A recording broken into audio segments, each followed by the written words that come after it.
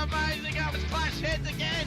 This is like Chaz Mostert and Cam Water. For the first time here for season 3. Davis on pole, Vandergren in second. It's going to be sprint round action here tonight. Let's go racing here at Daytona. It was a good start there from Davis in comparison to Vandergren in behind. Cowans absolutely bogged it up and already dropped out of the top 3 here as they come down towards turn 1 for the first time. There's biffing and barging between Gallen and Cowan. These guys are still going at it after last season. They survived for this time by though. Through turn 2 and 3 they come. Nice and clean, boys. Keep it up as they come up to...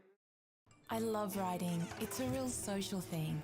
There's a great bond between riders. Every weekend I look forward to getting out there. It's a freedom like no other. Riding to work is a great way to start the day. Shannons insure all types of road bikes, not just classics. They offer features riders really want. It's why they're one of Australia's leading motorcycle insurance providers. Whatever you ride, Whatever you ride, Whatever you ride. ride with Shannons. Call 134646 for a quote. Through turn 1, it was a horrible start from De Bono, who's absolutely bogged it up and gets eaten alive by Dixon and Gowans as they come on through. Through turn 1 they come, and they all spread out around in towards the first sector of the Silverstone circuit. They look all right at the moment. Okay, there's already been a car spun round. That's Jordan Ferguson offline.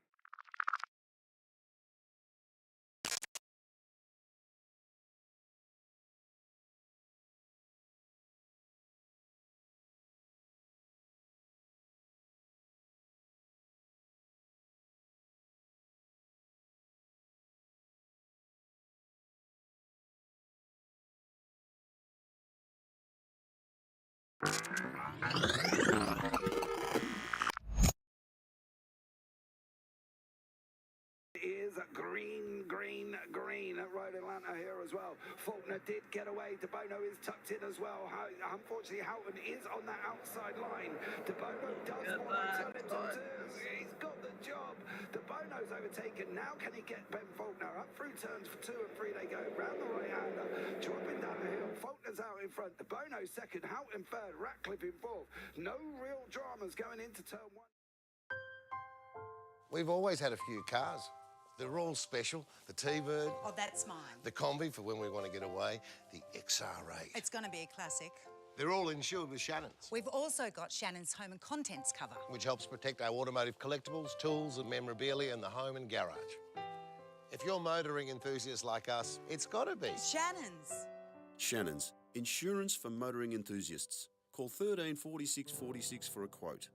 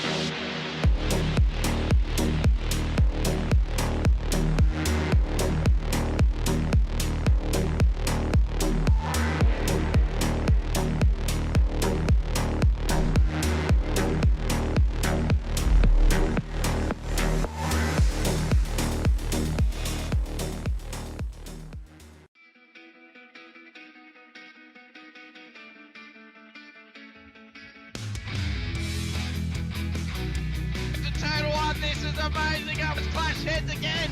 This is like Chaz Mostert and Cam Waters. Almost the same situation. Better contact going down the hill. Sam Noble wants to snip on Dave Coleman now. Sam Noble bottle right now because tell you what, Bruce Tanek and Jamie Dyson just absolutely drove away from us. Hayden trying to go around the outside. This is where he could have just sent it up the inside, but he hasn't implemented it, which is fair enough. It's very scary out there, ladies and gentlemen. You know, let's see if we get a good run.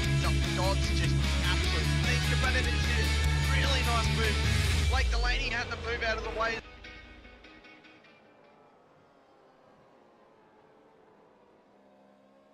Good evening, good morning, good afternoon, ladies and gentlemen, and welcome back to SRW TV, and welcome into the Warren & Brown Tools V8 Supercars series for the Split 2 and Split 1 action of Round 7 of Season 2 of 2025. Here this evening, I'm your commentator, Hamish Munro, joined as always by the great Steve Sinkovic alongside Sinker. We head out to Sonoma tonight. We haven't been here for quite a few seasons now. It's a track that can often throw up some tests. Running the historic Cup layout as well can offer some challenges. The last time we were here was Season 1 of 2024, where there was definitely some action on track for us. But I think it's going to be a similar case tonight, especially here in Split 2. We know how ferocious they can be. We know what it was like at VIR. We could be in for something similar here this evening. Oh, 100%. This is a great little track, so it always brings up something special. And you've got the photo right on the middle, right behind the podium there of where the flag waver is the drag track. We had a fantastic night here a long time ago of about an hour of drag racing. First to hit the wall won the race. It was spectacular. A lot of fun. Unlimited fast repairs, tow it back to pits, get the car fixed up if you won the race. But no, I mean, yep, in the hills and somewhat countryside of the western side of the US, it's a tough track. I mean, it's ironically in real life, it's actually surrounded by a lot of greenery, where in iRacing it looks quite yellow and dusty. But it's definitely a tough track. One which is known for us here in SRW at least to get warm temperatures in terms of track temp, so that could really hurt the tyre wear as well. Sprint round tonight though, 20 minutes, 2 20-minute races per split, so everything's going to be on the line for these drivers. Qualifying currently underway, and the man that leads at the moment is Dan Bartish. Scott Weston sits P2 in the session at the moment. He's shown great pace last Tuesday at VIR. Can he maximise again here, Sinker? He's been on a hell of a run at the moment. The new fast internet seems to be almost putting him towards the top end of town here, helping him find some speed. So, maybe fast connections do help you get faster on track. Well, one thing I want to ask is, what's he done of his teammates? He's left them all behind. I know. I mean, he could have at least dragged Brett Taylor and Healy as his teammate. To be fair, we would be campaigning for Brett Taylor to be the number one driver of that team all the way to the moon, Sinker. I mean, it's put it on Brett. Just push Brett forward. He'll carry you both. But he's a strong Tasmanian. Just get on the back. He's a strong Tasmanian. Such a strong Tasmanian. Look, he's definitely in some good form. He's definitely jumped a level this season, and very surprising as well is Dan Bartush has really jumped for the challenge as well. Yeah. He's really lifted it. He's actually sitting 4/10 faster than Scotty Weston at the moment. That's pretty impressive. Yeah, I mean he's shown some good pace, but he's still struggling with those 1%ers every now and again. So I think he's battling controlling the pace he's found, I think, at the moment. He's got to get used to it and get consistent. I mean, you see these drivers that all of a sudden get a bit faster, then it's a consistency that drops off, and they get frustrated. Some get frustrated and give up. Some get frustrated and keep going until they get it right.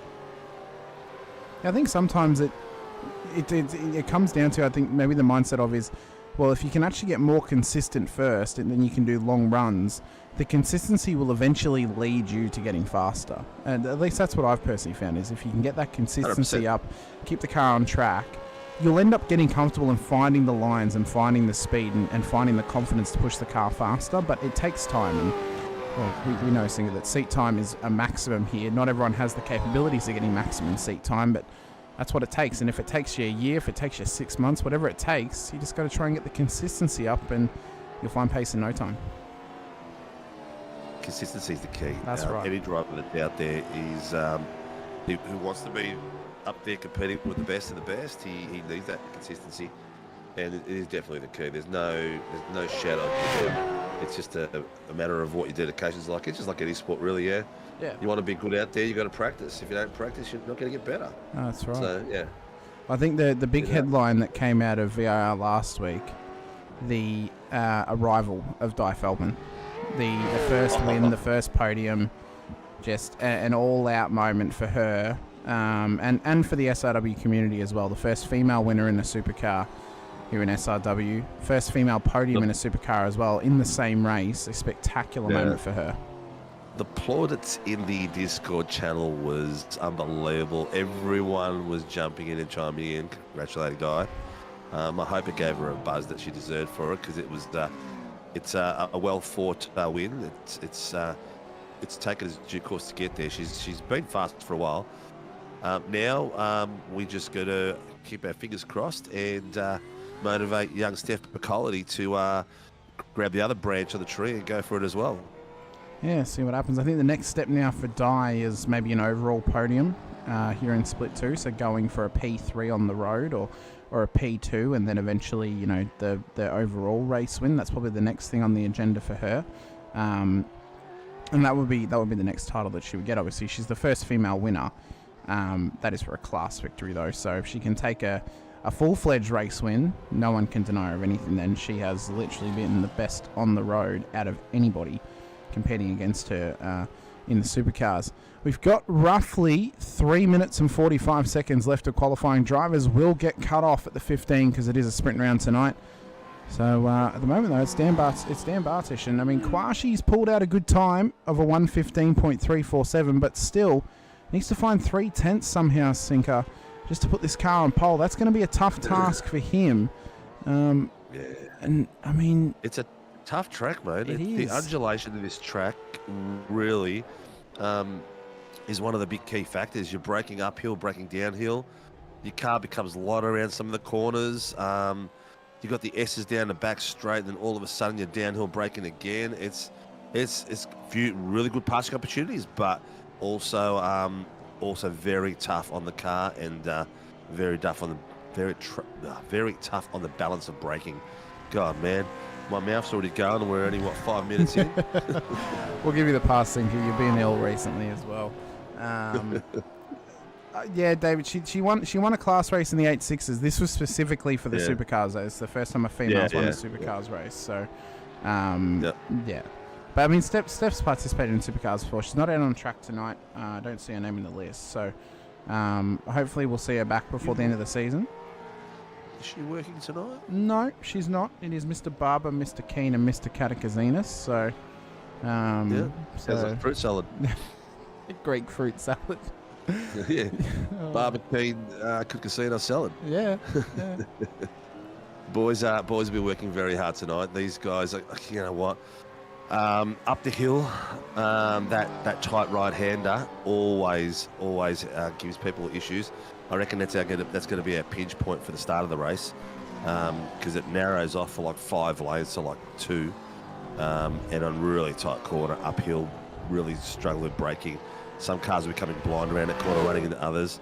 Fingers crossed we don't have a disaster, but it's going to be a tough corner to get. Yeah, I think right. I think turn 2, as you said, the top of the hill, then turn 3 as well at the next hard braking zone. That's going to be a tough spot. We saw multiple incidents happening through that second chicane.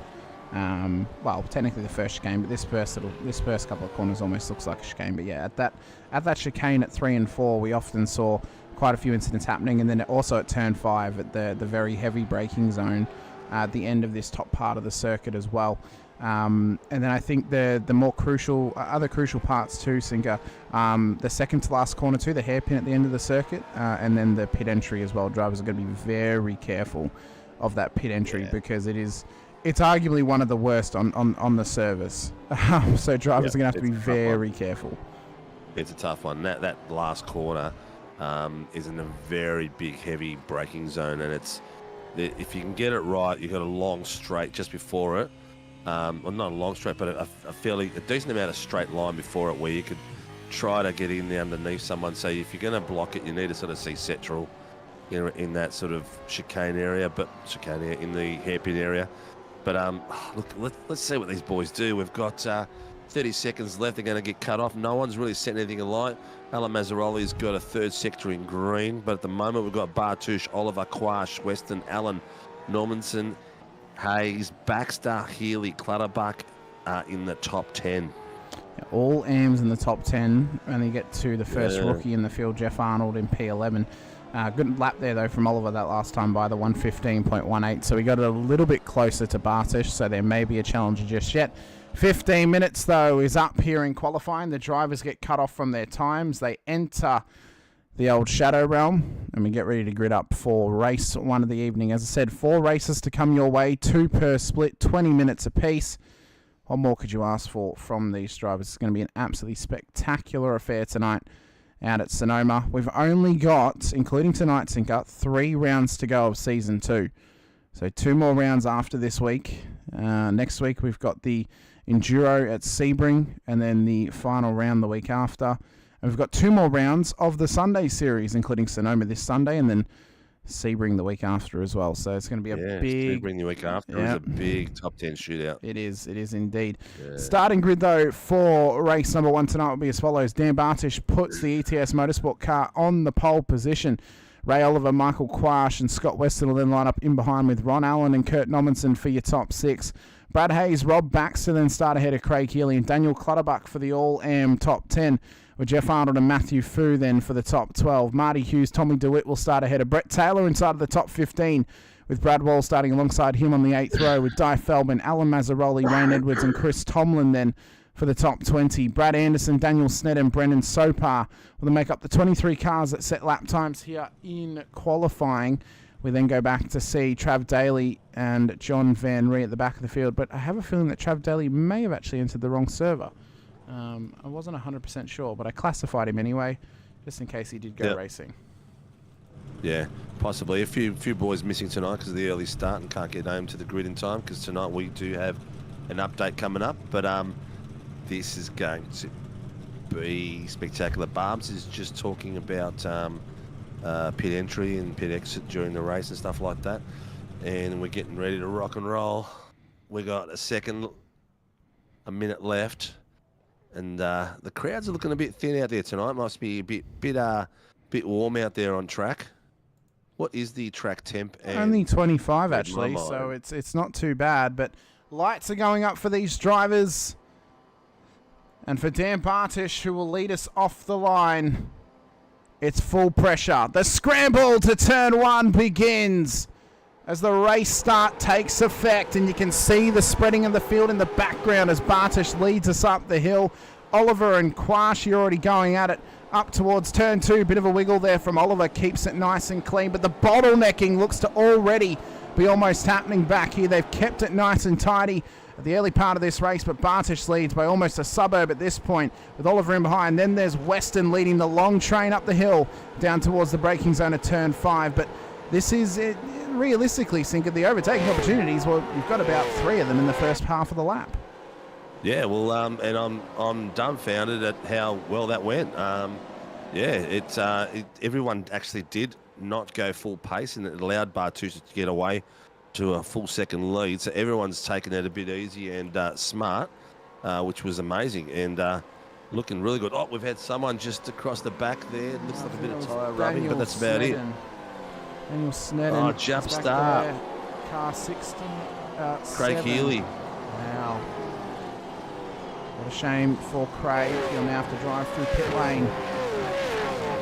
We'll see if he comes in straight away. He is going to come in straight away. Let's just watch this pit entry, because you can just see it's like exiting a freeway. I mean, you're just surrounded by walls. Plenty of time, though, to get the car down off of maximum pace. But he's not going to lose too much time either, because he wasn't doing too bad. He's going to end up at the back of the field, but in a position where he can still fight his way back up. Bartish leads. Oliver, Weston in the next 3. Brad Hayes and Michael Quash beginning to battle here as they run up the hill. New colours on Brad Hayes' car this weekend for Project 45 Designs. New team for him as well. Could it reinvigorate the career and the sim racing acumen of Brad Hayes as he's challenged by Michael Quash in behind him? A bit of a go there by... Who's that, Clutters? Yes, it was Clutters on the inside of Jeff Arnold. Nice and clean, very measured move there. I'm going to switch my camera off, Hamish. I've got it on most exciting at the moment, so it's going to be a bit irritating switching it everywhere. I'm actually going to take it to Marty Hughes is on the camera at the moment, so I'll leave it there. He's in a good spot for some great battling. Yeah, once we got that one up, we'll have a look at some replays as Brad Hayes has gone round the second to last corner. Wall, Fu and Hughes had nowhere to go in that one. It's a big moment down there, and it's big damage on Brad Hayes' car. Let's see how this played out for him. And I have a feeling may have just possibly carried a little bit too much speed, and the car's just over-rotated on him, and it looked like the rear just slid off. Kwashi just big contact into the front right of that car, and now having to lick his wounds is Brad Hayes. So it's a shame for him, though. I mean, he was going on strong there. So I mean, P4 for his new team already. He was looking the goods. But when did he change to? I believe it was. I believe it was this week. He changed to Project 45 Designs. Now, whether that's the team name or the sponsor, I'm not sure. Hang on, we've got a Project 46. Project 36 and then Project 45 as well. Mr. Hayes. We need Project 80. We need a bit of originality. We need them to merge. We need them to merge to become Project 81. Yeah. Simple addition for us. Just go for the perfect number, Project 69. It's just a given, mate. It's just spot on. Let's have a look at Craig Healy's jump start here and just see how poor it was. So you see him a little bit further back. Oh, it was a well and truly jump start. He knocked it right off the line, then pulled it back up again. Very untimely there for Craig Healy. And then we had a couple of minor off tracks after that of Daniel Snedden ending up off the road. Oh, big wild moment there. 220 drive-through penalty. Oh, Brad Wall. Brad Wall. We also had naughty boy. We also had Brad Anderson off track too. Nando's gone for a bit of a picnic. Yeah, and then was it the Hayes moment? Oh no, there was a separate moment with Brad Wall.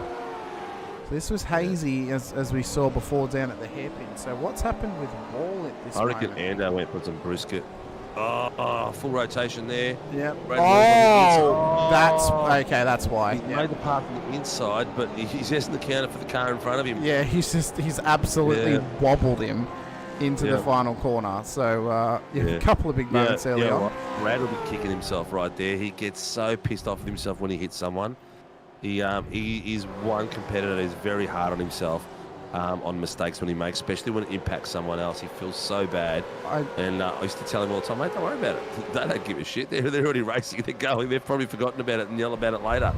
But he's one of those guys who wears his heart on his sleeve. He's going through his drive-through right now. Well, I hope he's kicking himself after he just punched the rear of Marty Hughes' car.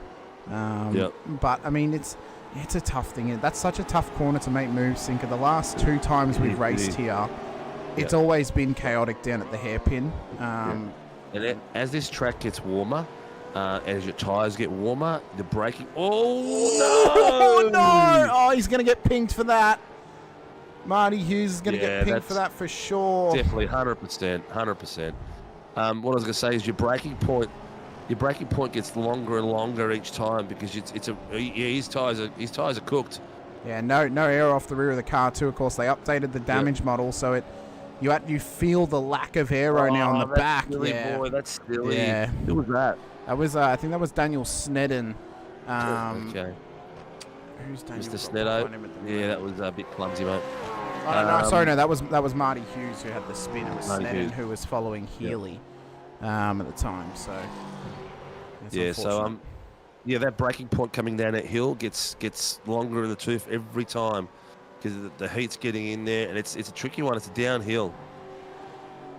Not by a lot, but it's just that little bit shorter every time, especially with the car in front of you too. Oh, that's right.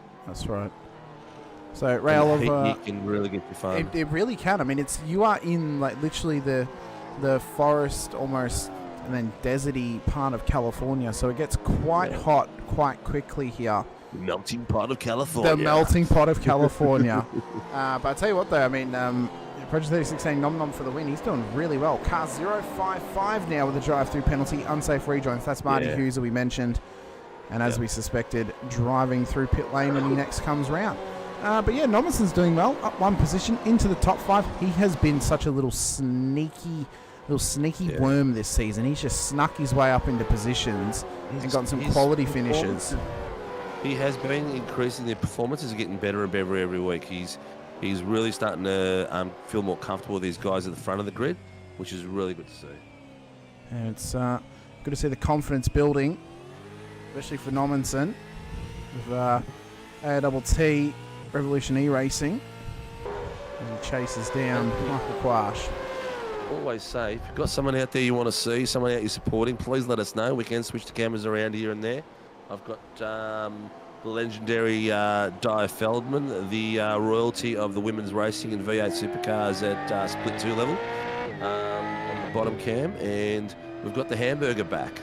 Yeah, the hamburger back of Jeff Arnold of Velocity Racing Team as Ray Oliver has gone round down at turn 5, and it's big damage on that SLM car.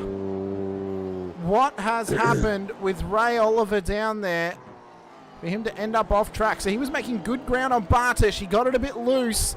Oh, and he just didn't turn in time away from the tyre barrier. Oh, just a little bit too much. I'll tell you what, though, smart play. He saw that it was just Western that was coming. He backed it off the road and just got it out the way. To polish out that chrome, mate. Oh, he's never going to get the mirrored look back again. Oh. Happy to keep it on nom. Don't need a Project 69 Zinker leaves a nasty taste in your mouth, old son. Only when you get beaten. So Ray Oliver traversing back to pit lane. We've got clutters on the back of Ron Allen at the moment here inside of the top 10. Jeff Arnold as well. Somehow still surviving. If we had a team competition at the moment, Team TMX, the Carling racing team of the Split 2 V8s. These boys race around each other the similar sort of pace as Gallo and Daniel Byrne, and very similar type characters. Very fair and very respectful racers. Very good racers as well. They do an incredible job out there in the TMX cars. I've noticed as well, I don't really want to say too much here, Singer, but Dye's actually on the podium again for the rookie class this week. Yeah, But to be fair, there's only 5 rookies on track tonight, so... 6, I think, I counted. Oh, Van Ray didn't make it. Yeah, Van Ray hasn't made the start of the race, so... Yeah, that's all right. It's still good, man. She's sitting in a great position, though. It's not like she's sitting down the back. She's sitting in the top 10, so she is looking at a front row start at this point for the reverse top 10. With how many minutes left? Because it's a bit blurry. We've got about 9.5 minutes left. I don't know if you just saw then the lock-up from Daniel Clutterbuck going for the move into the hairpin then, Singer. This was huge. Ready? And, oh, no, it wasn't even him. It was Ron Allen. And Clutters as well behind him. But, yeah, I think Clutters had a bit of Code Brown there. That was a lot of smoke in his face. He saw a wall getting bigger and his approach. He's like, oh, no, get it pulled up. Yeah. How good have these TMX boys been though?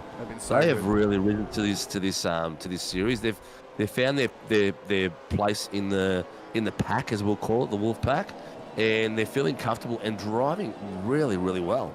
Yeah, they are. I mean, they've been 2 of the standout drivers ever since even last season when we first introduced the 2 split feature, and they have been, just really rocking and rolling their way forward, getting back to success in the supercar. I mean, they've been long-time competitors in the series, of course. So even if you watched back, 2 or 3 years ago, you'd often see Clutters or Kwashi in the field. The last 2 seasons have, funnily enough, have probably been the first 2 seasons where both of them have been on track together for the majority of the season. In the past, it's been, well, it's either we've got Kwashi or we've got Clutters. It was never both, apart from a couple of hand-picked occasions. Yeah.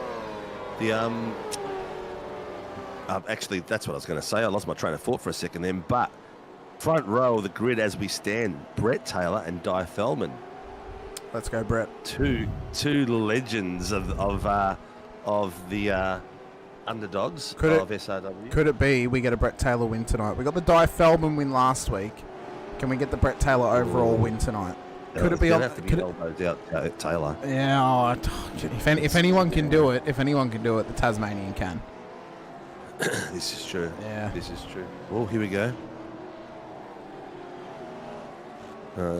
701.45 racing incident. Okay, I think that was between Rob Baxter and maybe Chris and Tomlin. Brad Hayes. Brad Hayes, okay. Yeah. So great work out there. We've got a little bit of lap traffic to deal with now. Who's that just ahead of these guys? Is it... Surely it's not Tommy DeWitt. No, he's not in a Mustang. Oh, it's Alan Mazzarella. No, don't worry. I was trying to figure out who it was because the lighting, whatever reason, this track has very weird lighting and it was making Alan's car look very washed out down the back straight. But it's it's Alan just there ahead of them. Oh, Hughes is Oh, he has, and he's just jumped to pits. Had an issue with his steering wheel, it reset itself. Is that just someone come out of the pits with no rear end? No, this is Hughes. Oh, he still hasn't Oh! Ooh. Yeah, that thing was not turning. No. He's caught there. Oh, he's... And then he's towed back. Although I don't know if he's towed back or if it's blinked him back, but we'll see. Brad Hayes has also been off the circuit again, and he's actually parked up. So what has happened to Brad Hayes to need to park this car up here? Down. Right, so Brad Hayes has had a full hardware issue. He's going to have to do it. Oh. He is got to do a complete hardware restart. Everything's frozen on him. So Paul Bugger's going to... Well, he's in the session, so he'll be able to get back in for the next race. Yeah, he's been in here before qualifying, so even if he has to leave, he can get back in before the start of race 2. That's a real shame, though, for Brad Hayes. Was showing really, really good pace, and just one of the better drivers in the field. So it's it's an absolute shame for Brad. With 5 minutes left, mate, Di Feldman. All right, she's 4 seconds behind, just under 3 now, but she is lapping 8/10 faster than Jeff Arnold in front of her. I don't think she's going to have time to catch her. But if he makes a mistake, it's on. It's on 2 weeks in a row. Yeah. We can. Yeah. Okay. I don't know. Yeah, I'll have to have a look at my settings. It might be my graphic overlay setting that changes it. I'll have to play with it though. Some point. There you go. Mr. War Boys, he's warming up. He's watching the boys out there getting motivated, getting pumped up. Actually, there's no. You might need to get some amateurs in your team, Blake, so they can go and race and split too. Hang on. What? Quality fast boys. I mean, I'm saying this with complete love for them, but what do you think Van Ree and Baldock are in the team? They're just to bring the skill spread down a little bit. Is that right? Yeah. To bring the team average down a bit. Yeah, so they can race in split 2 and split 1. That's why. No insults intended. No. They're both ripper blokes. So, but it's just, they have a really big rivalry happening. The last 4 minutes, so we'll get we'll get 3 laps in, and we're nearly there and done and dusted. Feldman has now got us off from the podium spot to 8th spot. So we've got Alan Mazzaroli, and Brett Taylor on the front. Alan's being chased down by Matthew Fu at the moment, so he might chase him down. Yeah. I think Alan's a bit green to take the lead on... no, nothing against Alan, but he's still fairly green. He's very, very green. In the V8s, it's got to be a tough one for him to lead the cars around the first lap in this pace cars. His pace at the moment is about... His pace is relative. Is relative, but that's 1 lap pace. But the pressure of leading around, if you haven't done it before, it can be quite high. Yeah, we know that Alan, he can be prone to mistakes, which is, that's the learning curve. That's why we offer opportunities to all levels of race experience of drivers, past rookie class, of course. We offer it for Class D and above, but no, he's learning, and that's what Split 2 is about, learning as well. How's Mr. Snedden doing, you ask? He is currently out of this race and in pit lane. Yep. And Clutters is putting pressure on Nom Nom at the moment and wanting that double podium for TMX. Oh, it wouldn't be a double because Western's on the podium at the moment. Could be a double either way. It'd be a double top 4, and they'd be on a. No, I mean if Clutters passes Nommensen. Yeah, no, even then he'd only be top 4 because Scott Weston and Dan. Oh yeah, sorry, I'm missing scrolling down. Oh, jeez, Bartouche. Bartouche, I've forgotten about him out there. I thought Scotty was really leading for them. I'm going to take the second cam down on Bartouche because he's had no screen time, and I know his old man's going to be watching this going, oh, why are you showing Bartouche? See, this is why I dish out the information of get into a crash or get into a battle. You're guaranteed to be on the broadcast. Yeah. There he is on the bottom screen, mate. He's doing very well. He's out there nearly 7 seconds ahead of the rest. Pace-wise, he's not the fastest, that's for sure. Who was the fastest? It hasn't clocked it. But his last lap was a 1:16.8. And comparative to Michael Quash at the moment. Oh, Quash is yeah. Clutters, his rear end is starting to look a little bit unstable. He's also got Allen putting the pressure on him in behind as well. So we should have 1 lap to go when Bartish crosses the line here for race 1. So we'll see how well he does on his run towards this race victory for him. Started the car on pole, broke away very, very quickly at the front of the field. And I mean, this is crunch time for him. This is where you really put together a championship season, Sinker. You've got to hit those 1%ers in the final couple of rounds, especially round 9 being undroppable. So for these drivers tonight, they've got to try and maximise their points gain. And for Bartish, well, if he wants to win the title, he pretty much has to do the double tonight, I think, to try and lock himself into that contention. Oh, jeez, I thought he was going to take a dive then. Here comes Clutters. Oh, he wants it. Race him down the end. He's got the pace. I think he's waiting for a better opportunity as the white flag's out. So he may go for it down at turn 5, possibly even at the hairpin as well. He's got to be real close. If he wants this at the hairpin, he's got to be pinned to the back of that AOTT entry to put maximum pressure on Nommensen, but also get himself a short run under brakes to get that position made. Ray Oliver's had an incident as well. We'll try and see where he is once these guys cross the line. The battle's not over just yet. He wants to be close for the hairpin after the downhill section, so the right-hander coming to the S's. Yep. Here we go. He's trying to line it up now. A little bit of over-rotation. He's let him down.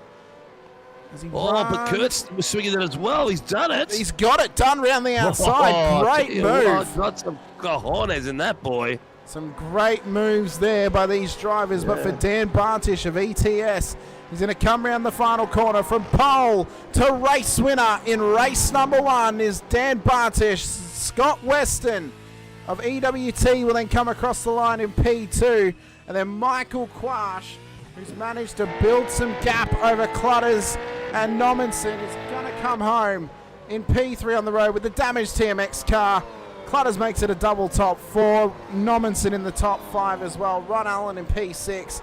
And then Jeff Arnold is going to just survive. No, he's not. Di Feldman got him. Di Feldman got him. A double win 2 weeks in a row for Di Feldman. You make it 1 at VIR, you make it 2 at Sonoma. Let's watch that pass back. What have we created here? 2 weeks in a row, Di Feldman takes the top step. My goodness, can we see the pass? That was it there. He ran it wide and she just tucked it up the inside of him. Kept it safe, kept it clean. Yeah. Nice work. I don't think she broke a sweat in that pass. No, I don't think she did. I think she tasted that simulated champagne and, well, now she's addicted. She wants it again, so she's gotten it again tonight. Another win for Di Feldman. She would have drinking it out of a racing boot. For sure. Would have done a Dan Ricciardo for sure. For sure. I'd like to ask her, is she racing in high heels? Massive generalisation of you there, Sinker. That is. I'd laugh if she said no. They're what are they called? Those real high ones. Oh, the stompers the platform stompers. Yeah. No, I don't think Alpine Stars make stompers. If I'm honest, Sinker. Well done to the team. Whew. That was a great little race, mate. 20 minutes of fantastic fun out there. That 5 minutes of the warm down. That was a phenomenal race. So 5 minutes now for these drivers just to get themselves prepped, whether it's go use their facilities, get a quick bite or a quick drink, and lock back in for another 20 minutes straight after as well. I don't know how many drivers we're going to see out on track actually warming up. I'm surprised we don't see more drivers getting out there, Sinker, and doing practice starts, especially those who may finish at the back end of the top 10 who'll be at the front of the field. Craig Healy's just got a 20-point championship point deficit for an incident on lap 15. Oh. I'm not sure what that was for. I don't remember. I can't remember it for some reason. I mean, I can't remember it. I'm not sure which one it is. The safety car currently out there cutting some laps. I don't know. It might take either a big incident tonight or somebody blowing their engine on the straight to see the safety car again. Do we have the grid, or did it change over too quick? Well, we can't. We can get the final standings.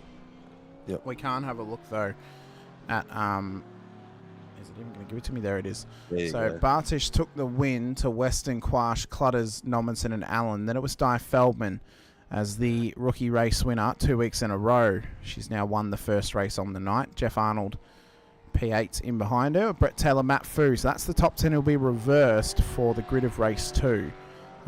Craig Healy, Chris Tomlin and Alan Mazzaroli. Ray Oliver, Rob Baxter for the top 15. Brad Wall, Brad Anderson, Wayne Edwards, Brendan Sopar, Tommy DeWitt. Then for the top 20. Actually, I didn't mean to get rid of that. I wanted to have a look at the last little bit. Brad Hayes, Marty Hughes, Daniel Snedden, then in behind them as well. Yep, cool. Great work there. Great work, Hamish. The boys put on a great show.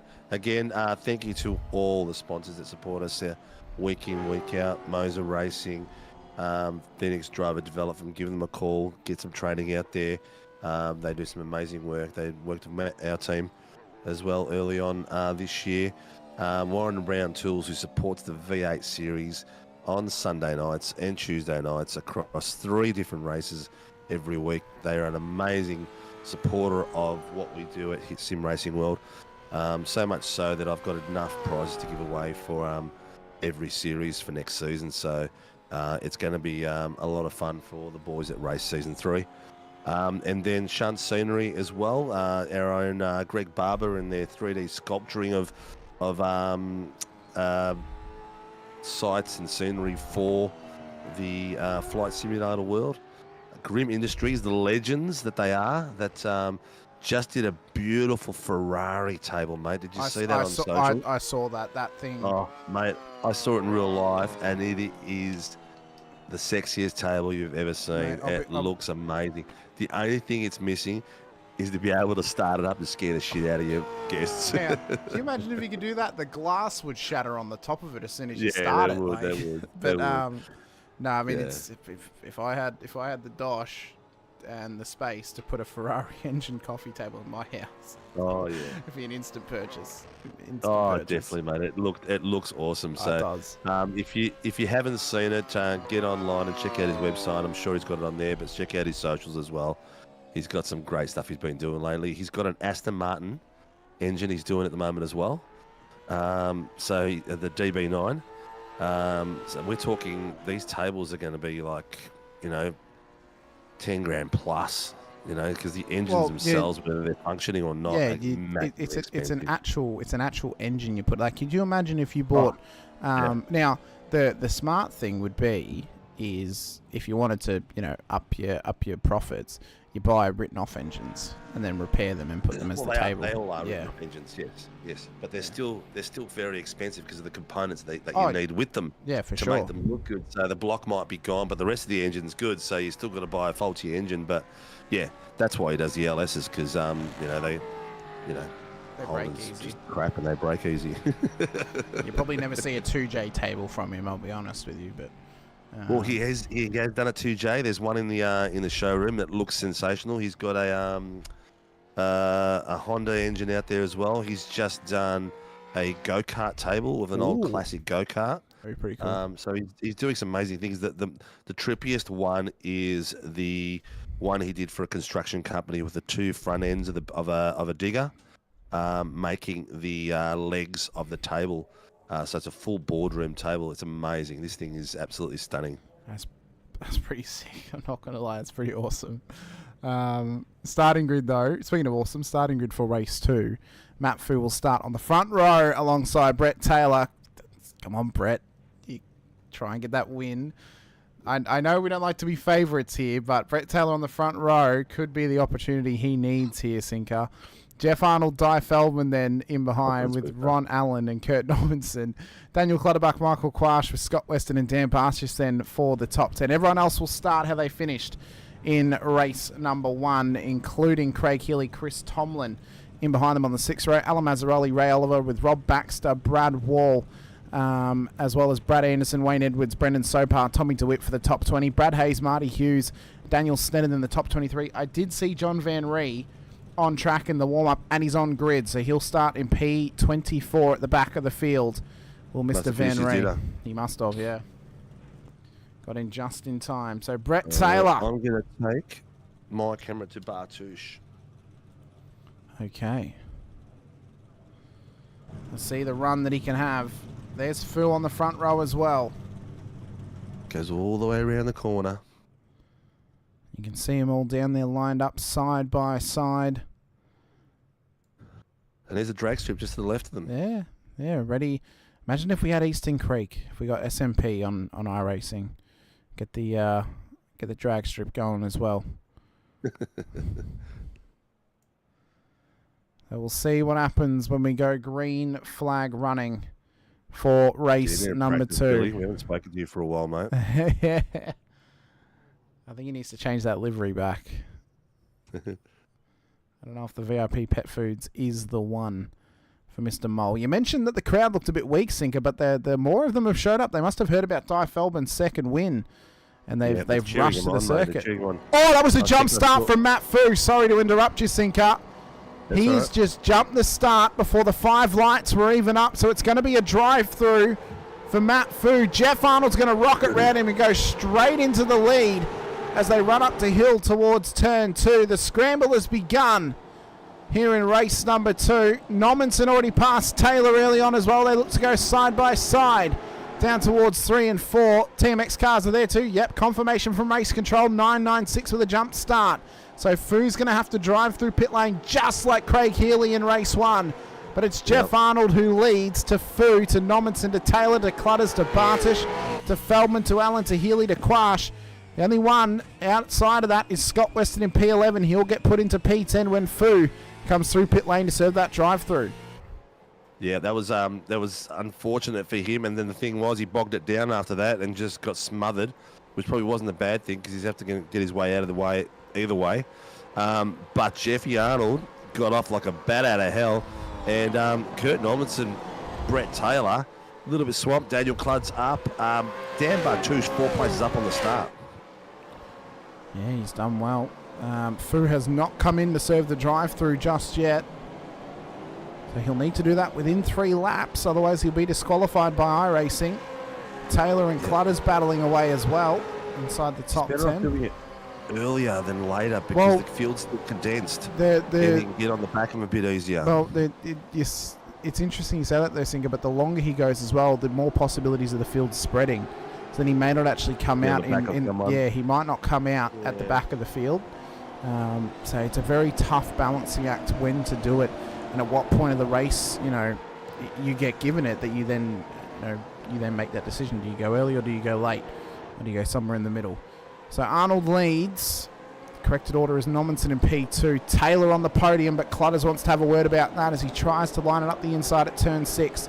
Couldn't quite get the job done. And they run through the S's down towards the hard braking zone at the second to last corner. Bartish is already on the move as Brad Anderson has had a moment in the background and he's currently spun round. I think it was just a minor spin for Brad down there. No damage on that car already. So he looks okay at the moment, but just struggling to get it back going again. As Fu comes in. Stop. He comes in for the drive-through. That'll relieve some of the pressure now off of Jeff Arnold, the South African, as he runs up the hill. Nommensen up into P2 now. Taylor on the podium. I mean, he's only 2 spots away from the win. I know. Bartouche just took a beautiful turn in on the inside of Clutters then too. Nice and clean. I think it's that livery's making him faster. He changed it up. Was it last week he changed it up or the week before? And he's managed to find some pace. He's mean, green, and very, very fast in that ETS car. He's Mr. Bartouche at the moment. Feldman doing well, though. She's holding her own at the moment, Sinker. Middle of the top 10. P2 in her class at this stage. The iDrive Symmetry. Yeah, she's 5 tenths faster than Roland Allen at the moment, and she's maintained that pace around him, which is good. Roland seems to be struggling a little bit tonight. His fastest lap is his last lap, which is 1:17.280. Dyes is 1:16.985. So just about 3 tenths. Arnold just set the fastest to 1:16.886. So Dyes not that far off the pace, man. She's exactly 1/10 off the fastest lap. So she's doing really well. She's doing a cracking job as Di Feldman. Well, hang on a minute, back mate. start, sorry to interrupt, has just had a moment at the final corner. Oh, it's a tricky one. Yep. Apart from Jeff Arnold, Di has got a gap of 1, 2, 3, 4, 5, 6, 7 spots to Ella Mazzaroli. I reckon she'd want to pit just before him, and see if she can get him through the pit change. There's no pit stop, Singer. It's only a 20-minute race. I thought tonight was a 40. Oh, No, it's the second one's a 20. Yeah, because it's we're 2 splits. Tuesday night. Singer, how long have we been doing 2 splits now? Oh, I forgot it was Tuesday night, mate. I'm just excited when there's a V8 in front of me. I get excited and I just assume it's Sunday. Bugger me. Oh.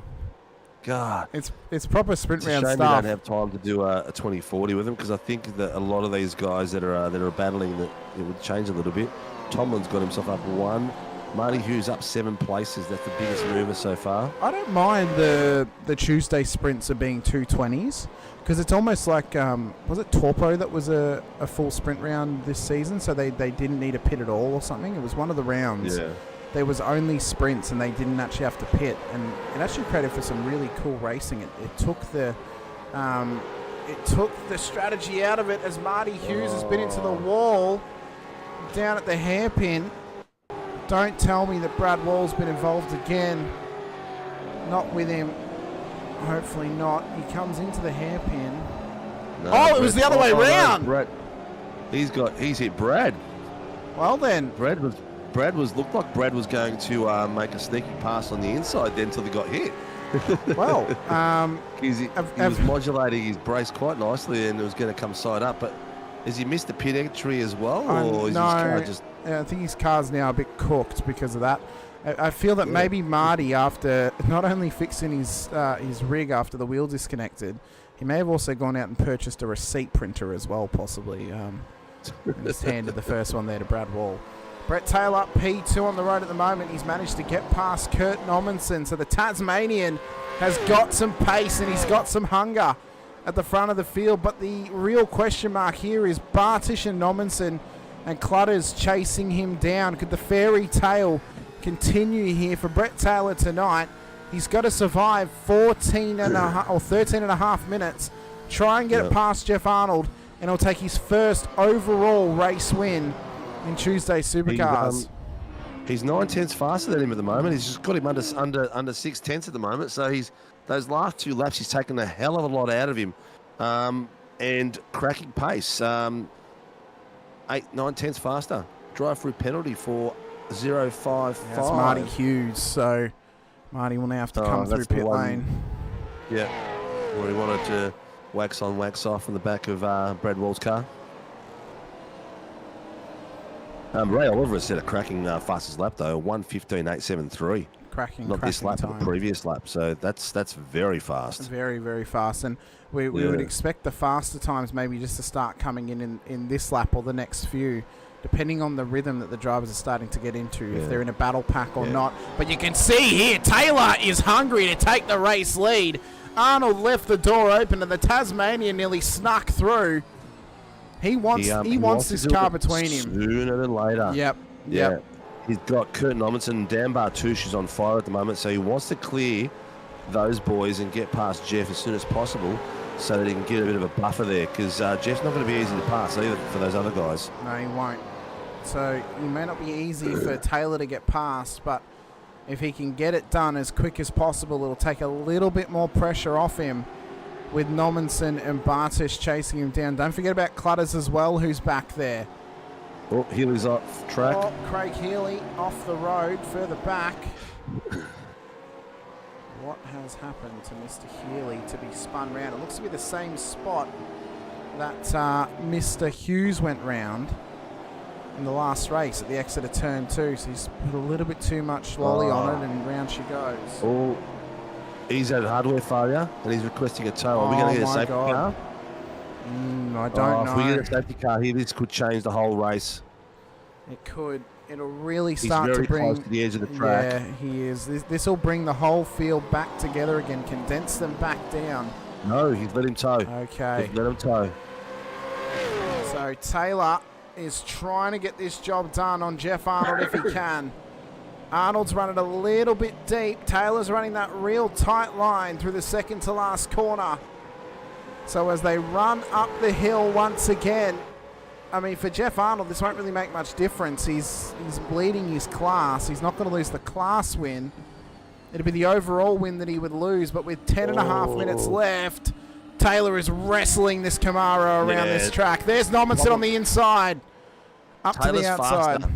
Yeah. Faster than... Oh, see, the problem is right then what's happened was Taylor's faster than Jeff Arnold, but he had to back off so he wouldn't hit him.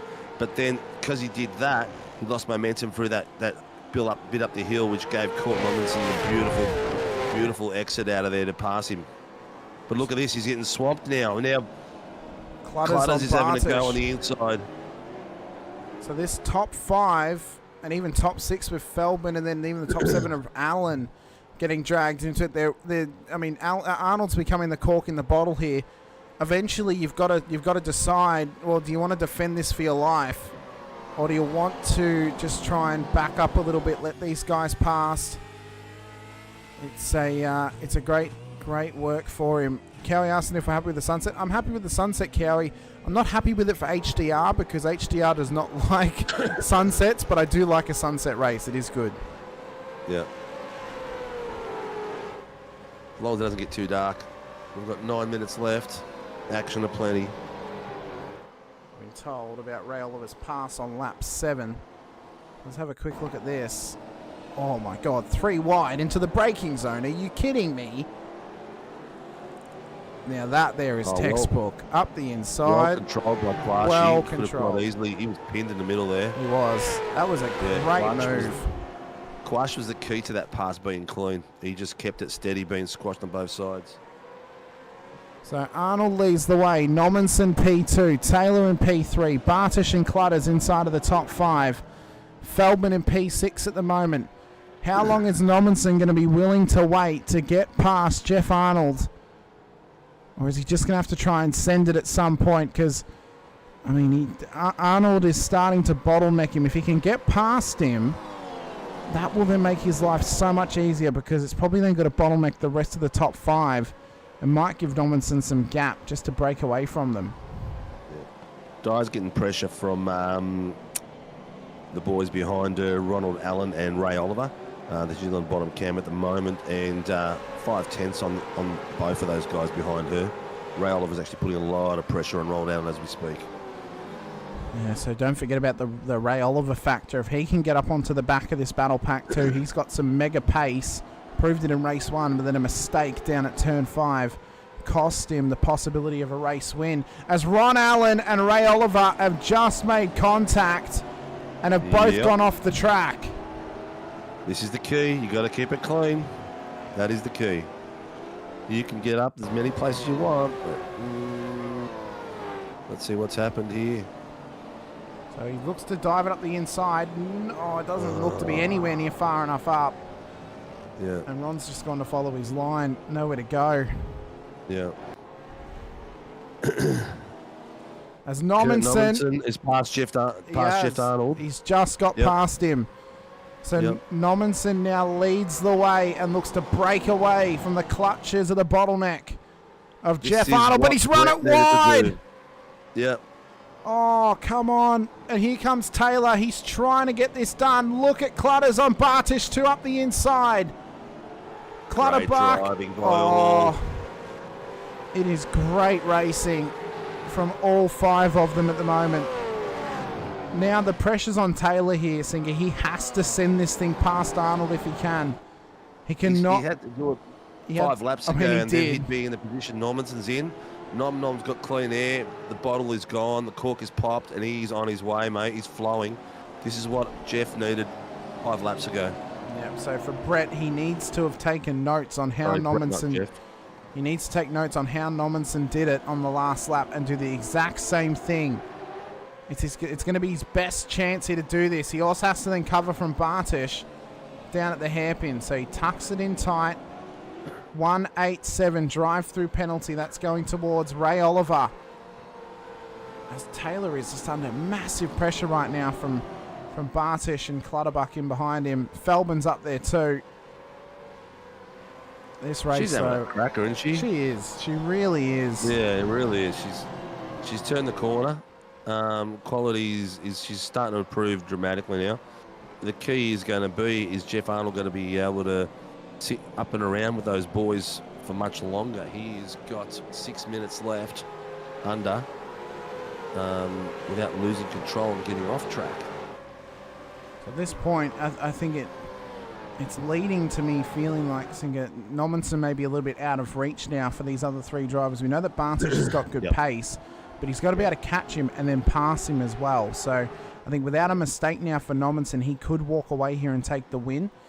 Believe it to be his first win in the Supercars actually overall, which would be a top effort from him.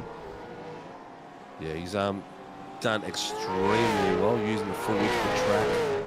Oh, that was close there by Brett Taylor. Did you see how close he got to that wall? I mean, if the mirror could be knocked off, I don't think it'd be there anymore, Sinker, to be honest with you. I think it'd be folded in.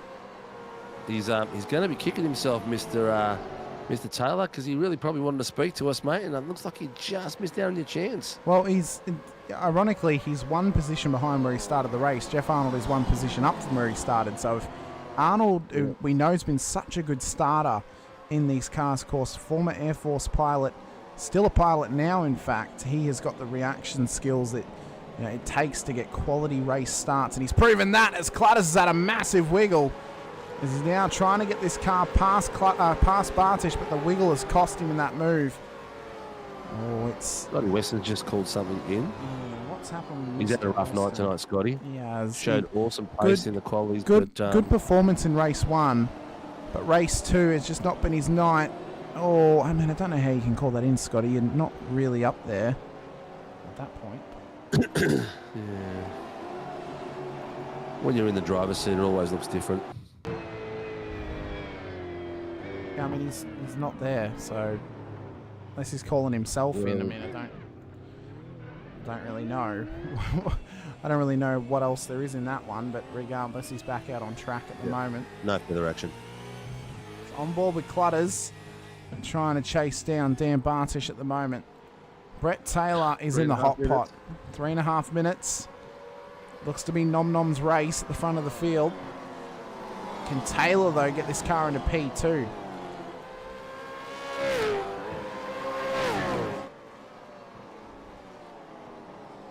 Why are you angry, Ray? Oh, Bartish!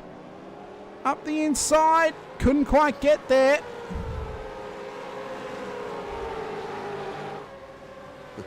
I don't know. So we've probably got, maybe 3 laps left, Sinker. I reckon 2, mate. Ooh. There's 3 minutes left. Yeah, but they're not 1.5 minute lap times, only 1.25. Yeah, 1.5. Yeah, 3 laps at this point. Where are they, though? They've just come through turn 4. In the wall, down the bottom. Oh. In the wall. Who was it? Was it Alan Mazzaroli? Yep. Hold your brakes. Oh, my God. Matty Foo's called that in. That's Matty Foo up against the wall. That's Mazzaroli, who has gone round. 187 called something in. Someone failure to hold brakes. I think it might be Mazzaroli. Yep. Oh, that's unfortunate. He's holding brakes there. He's done well. He's got room now to move if he can.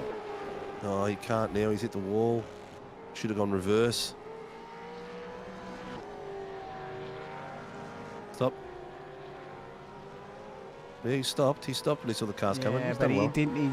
Van Ree had to go off track to avoid him as he was rolling, so that's a tough one there. Yeah, it's got to be close. So the hot pot continues inside of the top 6. I've just noticed as well that Di Feldman is out of this race, Sinker. Internet. Yep. It's a real shame. A real shame for Feldman. Would have been big points for her in this championship for the rookies. And now that's gone to the wayside here for race 2. It's a real shame for Di Feldman. At the moment, though, well, that's what happens. It's some critical points for her. That's the shame. That more than anything, because she was in an amazing position for some amazing points.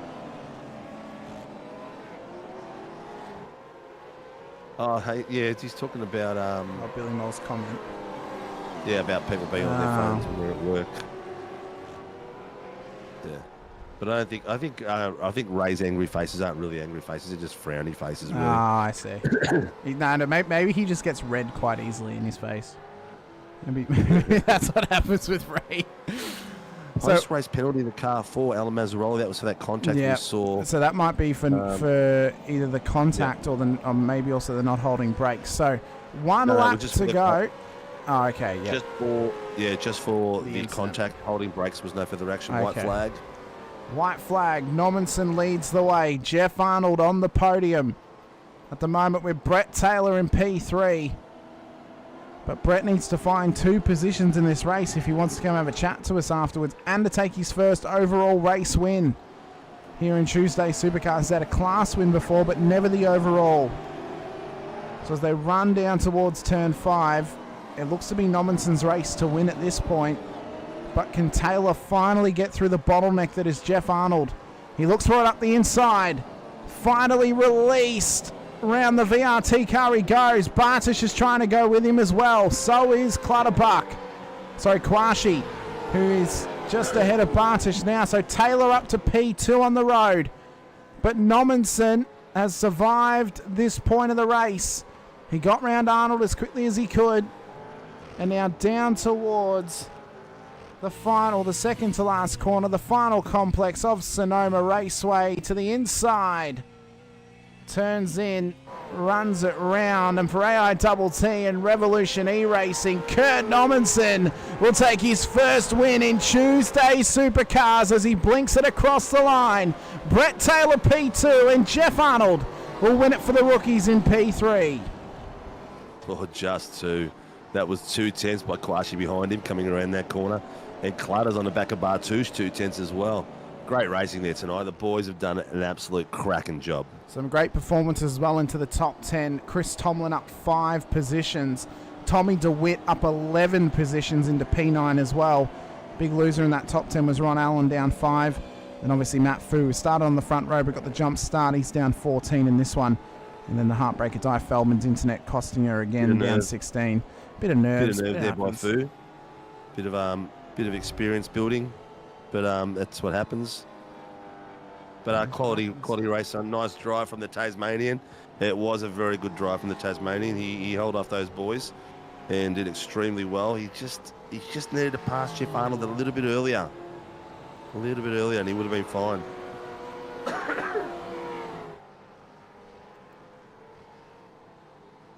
So what a race it was for these drivers here tonight. Phenomenal contest in Split 2. Really throwing the gauntlet down to Split 1 to throw us up some fantastic racing. We've got the changeover now to Split 1 to happen, plus the interviews with our class winners. We've got Kurt Nommensen in the green room already. He's keen. He's very keen. Very, very keen, of course. So we'll just quickly do our little sneaky turning down of the intro. Get the Discord in here too. Got Jeff Arnold in there. We'll start off with Jeff as Sink is about to have a good old chat with the South African of Velocity Racing team. Mr. Arnold, how are you, buddy? Hello, Digger. Hello, Hamish. How are you? He's good. He's focusing on the changeover at the moment, mate. But that was a cracking race, mate. Was that fun out there? Oh, I'll tell you what, that was absolutely awesome. I think I'm still white knuckling even though I've let go of the wheel. But yeah, that was an absolute. It was a lot of fun. It seems that I think Tuesday nights took a little bit of time to settle down, but everyone is racing amazing out there, leaving space, and the battles on screen look fantastic. Do you watch this back after a race and think, "Whoa, that was close"? Every Wednesday morning at the gym on the treadmill, I'll rewatch the race and get the goosebumps all over again. So absolutely. Well, this is going to be an extra special one tomorrow in the gym. Yeah, I'm going to hear my own voice. Are you going to be wearing your headphones and as you're running, start fist pumping and stuff? No, but I'll do it for you now. Yeah. Oh, mate, it's cracker out there. It's good to see out there, mate. You're in some really good form, and it looks like you're enjoying it as well. So I think that goes hand in hand. Absolutely. No, I'm absolutely loving this. I don't think I've had this much fun on a computer in a very, very long time. Yes, it is one of those, and I'm getting the vibe from Tuesday nights that everyone's really having a blast.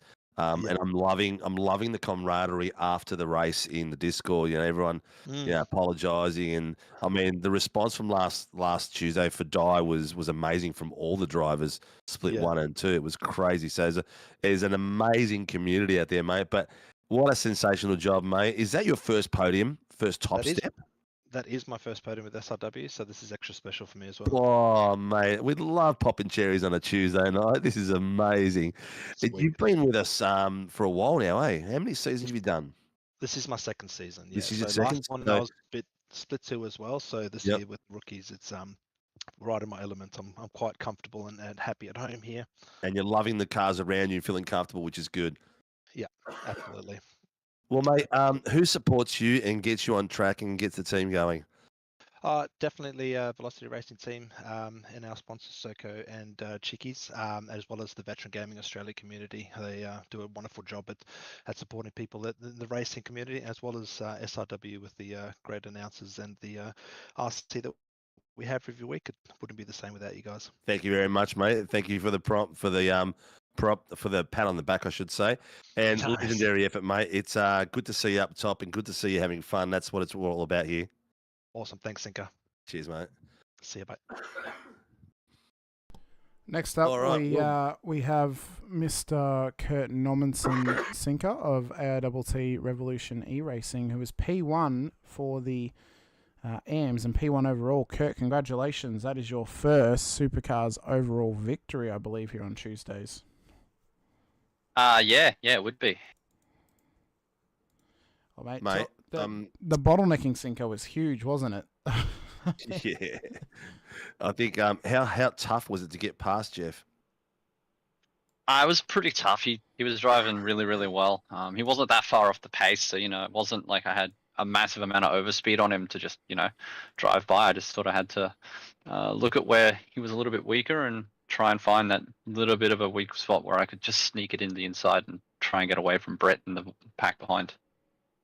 Mate, you've been racing V8 cars for a while with us. I think you were still racing when I was still racing V8s. So, and I remember you back then being a bit of a slouch at the back of me. And your progression has been amazing. What's that attributed to? The team you're surrounding yourself with, or just level of practice, or both? It's definitely the team. Like even just before this one, Mr. Buchanan was sort of helping me find a little bit more pace through the corners and gearing and all that sort of stuff. So yeah, the boys are really, really helpful, and they've really brought me forward really, really quickly in these Gen 3 supercars. You settle down very well.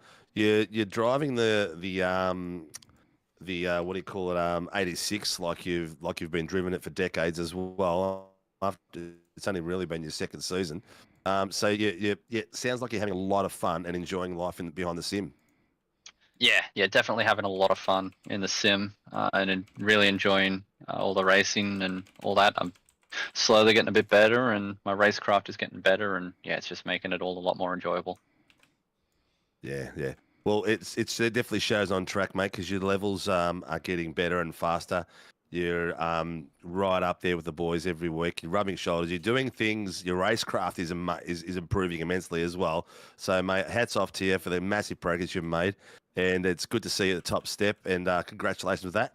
Who brings you to the forefront and supports your team and yourself? Yeah, just massive thanks to the sponsors: AITT, Sud Speed, Kibby, IR Sidekick, Bunny's Builds, Sure by 4, and all the boys at Revolutionary Racing. They really do help a lot. Excellent, mate. Excellent. Well, congratulations, dude.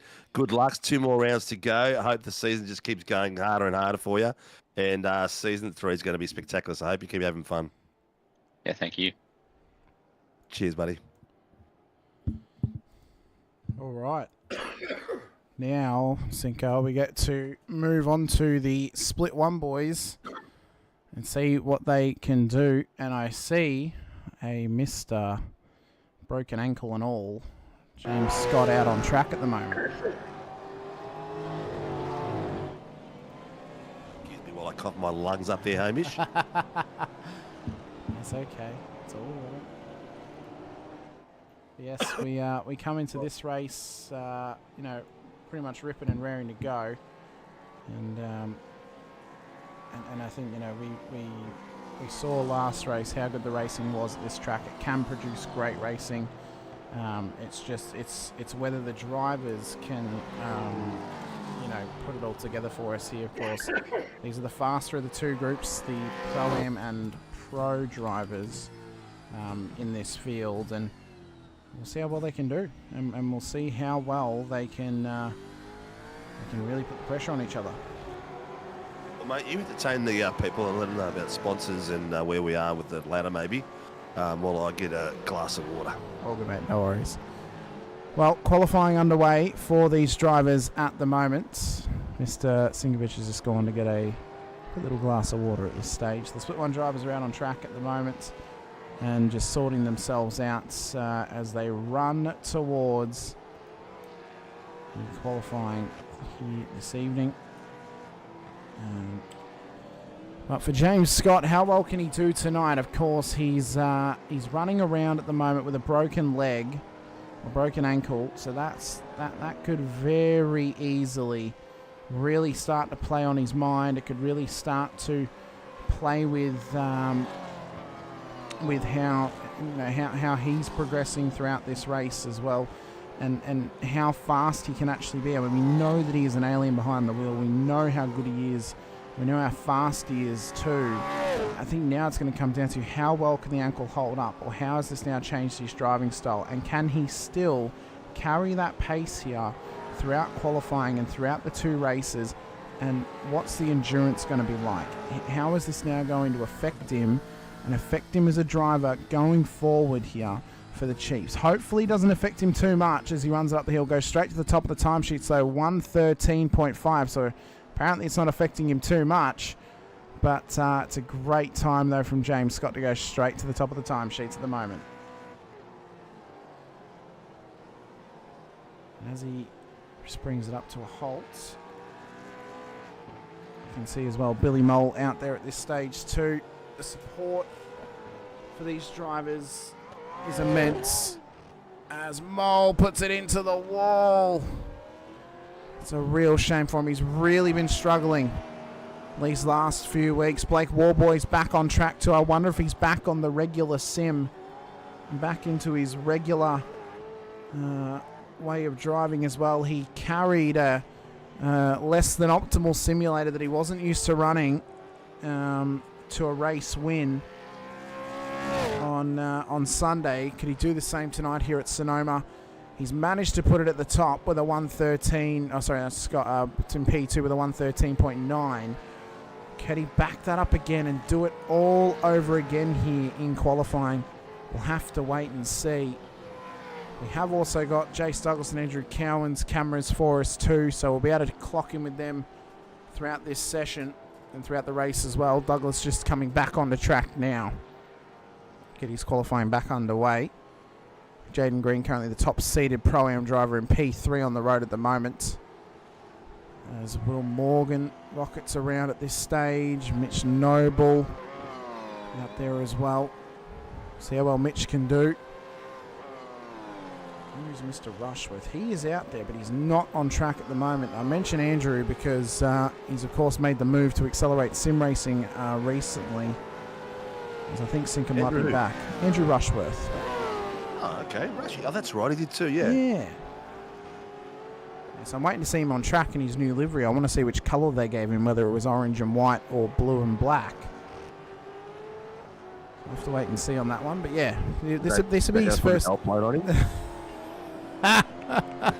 as the learning driver, isn't it? Surely not. I mean, he's Surely not. He's a top-level driver. Is Mr. Rushworth? I like giving Rushy a bit of stick because he's a good bloke. He can take it. He needs a little Donkey Kong on the car. That's what he needs. Donkey Kong. Donkey Kong. Yeah, might be the movie straight away. Yeah. Is the K live timing working? It should be, yes. Has it changed? It doesn't seem to be. I know why. Let me fix it. Yep. Cool. I had to change it to my room name. He thinks he needs a nice big nap now. It takes a lot out of you, this racing. Rush is in orange. Oh, very good. Okay. Yeah, I've just fixed it, Greg. Thank you. I forgot I needed to change the room name on this SDK file that James so nicely made for me last week. So I've now fixed that. So just check again. Is it working for you, Cinco? Yes, it is now. Yep. Very good. So it should be working for Barb's as well. Yes, it should be. Correct. Correctamundo. Well, what are we going to have tonight, mate? Well, I did hear a whisper that James Scott was out on track. He is out on track. He's set the fastest time. I'm assuming he's driving with a moon boot or with just one foot. It's ironic, isn't it? He breaks his ankle. Car 10, car 044 outlap NFA from their qualifying incidents, apparently. It's ironic, isn't it? So James Scott and Angus Lawford won the CNF 500 whilst Angus had a broken leg. And now James is rolling around with a moon boot on, possibly, with a broken ankle. So how full circle a moment is that for him? Yeah, very true. Very true. Looking good out there. They are indeed. And I wonder now, like, obviously he's still got pace. How's this now going to affect his stamina and his endurance, do we think? I mean, it's only a sprint race. You're only racing for 20 minutes apiece, but could it affect him too much? I mean, Blake's got some good pace now. He's about 3/10 off at the moment, but he would be back on his regular rig now as well. How does this affect James, do we think, tonight? Look, I don't know. It depends on how much practice he's been putting. Obviously, he's probably been sitting home all day, and he's probably had enough time to get practice in. So that's not a bad thing. I don't know. Will he be able to maintain it for the whole race as well? That's another good question. Yeah, how can the pressure of War Boys put it on him too? Oh, I think Di is watching it back from the very start, and she's just putting the chat emojis of shoes, and then the very mum emoji of a dancing female as well. So good on you, Di. Maybe she had the jangles on. Maybe she's wearing Crocs. Who knows? Crocs. Yeah. No, aliens do have regenerative powers, Brendan. That's true. So maybe James can just regenerate his leg. It's also mind over matter. What he doesn't mind won't matter. Yeah, that's very true. What doesn't kill him can make him stronger. Yeah. That's a Katy Perry song? Yeah. It is a Katy Perry song. It wasn't the reference I was going for, but yes. No, but I would have sang a bar or two for you, but my voice and throat is gone. This could not have been a better time. This could not have been a better time for you to have a cold Sinker, I'll be honest with you. Yeah. Apparently she had an intruder on the stage last night in Sydney. Really? Yeah. Very interesting. Some very enthusiastic gentleman jumped on stage and security had to get him. Oh, how close was that? Mate, I think the tire barrier. I think the tire barrier might be a part of the car now. Quite possibly, it's that's about as close as you want to get. That was just way too close, mate. That was way too close. So the purple livery of Andrew Cowan. Jacob Trainer. Oh, Jacob Trainer. Is going to be retired. Why is that? He's going to be leaving the team. Oh, okay. Yeah, he's probably doing all the lifting at the moment because I've been really busy, and he goes he might end up at Apex. He doesn't know, but if he does, he does. I said to him, no hard feelings. That car looks amazing. Someone else will want to drive it. But yeah, I'm looking at. I've got to re-look at Team SRW because the boys haven't had much love from me because I've been really busy with work and with broadcasting. So whether I get someone to become team. Oh, that was close. Did you see the back there? Was that Jaden? No, it wasn't even Jaden. I think it was Lawford in the background, wasn't it? That was close. That was really wide. That wall. It looks like maybe they've got sponsors on that wall and they want us to look at it. So then, I asked, obviously, as teammate myself, so I assume that he's giving you the pre-warning that he's going at the end of the season, Singer, and he's going to run the season out with the team, or? That's very true. Yeah. Very true. I mean, he's been quite a professional about it. Yeah. And I said to him, good luck wherever you go. We've still got some good drivers in the team, but yeah. I've got a really what my main objective at the moment is to hunt down a good team principal, someone who's going to put training sessions up and coordinate stuff when I'm not around because I'm not around a lot at the moment. So it's no point having a team if the principal's not there. You might need Dean to get involved. Call him the dean of the team. Come on, mate. We don't need everyone spinning. Come on, you call it team. Call it Team SRW. The S stands for spin. Spin, yeah. Spin Racing World. Yeah, Spin Racing World. Anyway, less than 5 minutes to go. 4 minutes to go. I thought he was about to. Sorry, I thought Jacob was about to plough that wall. Then he somehow only clipped it, but still. But yeah, as you said, 4.5 minutes left. James Scott currently leads the session. 4.5 minutes to go. Is Blake? Blake's out there. On track at the moment. He is. He's there. Have I reached out to Christian Horner? I think he. Nah, mate. He's a bit too. He spends too much time on his phone. Ray Douglas has just given us. I would call it an all-timer, but I don't know if it is. Young Blake had a shocker last week with Scotty out of the picture, but he was in the Wars, boys. Oh, Ray Douglas. Yeah. I didn't see that one. Yeah. What do they call a Brazilian nut? A nut. I don't know, mate. There must be nothing happening in the RC booth if Barbs is having to go towards dad jokes for us. Oh my God, more boys! Oh, pushing for every little bit of grip he could. Is he back in that rig, or yeah, is he? He should be back in his, I would say, because he went away for a wedding, and I would assume it was maybe yesterday. So I would think he'd be back home by now, but I'm not sure. Dead evening. Yeah. Very good, Barbs. That was a good one. Barbs, give it up, mate. Oh, goodness gracious me. All right, we got 2 minutes left. So whoever's on track now or coming close to the start-finish line is probably going to get their only lap in because it'll drop dead at the 15-minute mark. So we've got a couple of boys coming through. So we had a couple of injuries out there, Singer. Remember we mentioned last week Mr. Urquhart racing with one hand at the moment. Yeah, that's right. Yeah. Because of his busted stumpy finger. And then, James out there with his ankle injury too. How's this? A few people have given up on their lap times. Yeah, I mean, it's not quite long enough to really set another time. They've got to get it in before the 15. Where's Lawford on track?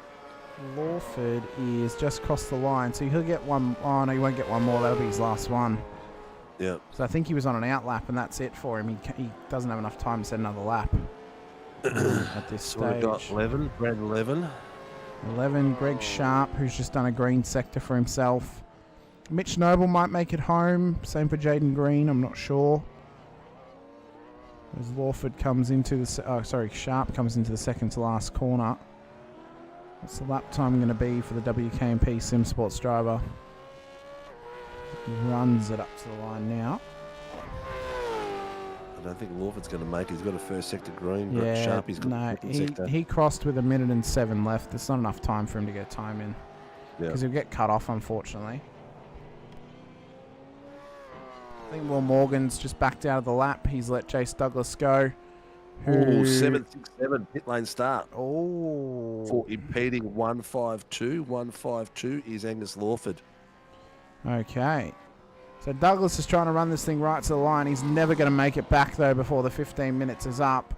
So that'll be qualifying done and dusted for the split one drivers. That's all she wrote. And we'll go racing for the final time in Season 2 of iRacing for 2025. The next time we're on track, after tonight, that being tomorrow night for the SFLs at Alton Park, will be in Season 3. And officially, The Bend will be on the iRacing service. Oh, yes. Oh, yes. That should be a fun track. I might actually plug the rig in and have a bit of a spin. There's second talks. camera is on. Say again, mate? That's fine. I'll give the point afterwards. It's fine. The second camera is on who, Sinko? On Blake Urquhart. Okay, very good. All right, starting grid, though, for tonight's race is as follows. James Scott, Blake Warboys on the front row of the grid with Troy Stonestreet and Dylan Gray for your top 4.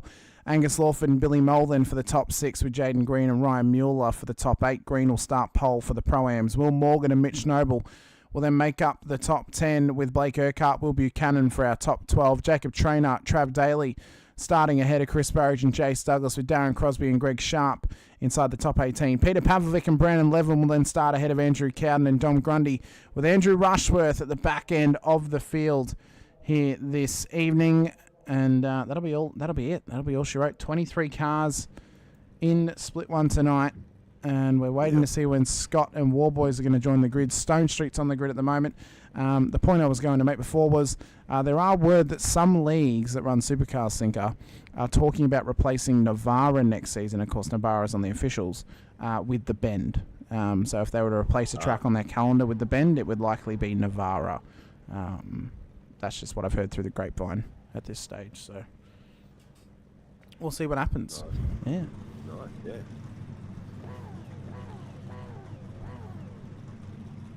Let's go, DK.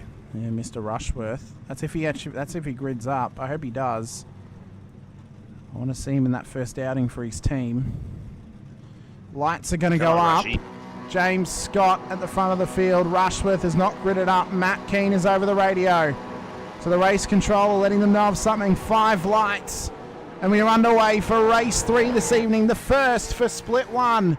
As the run up the hill begins, and Warboy's already putting the pressure here on James Scott in towards the braking zone. Up at the top of the hill, the scramble in behind continues to position. Oh, got rotated one of the M1 cars. That was Peter Pavlovic's been off track.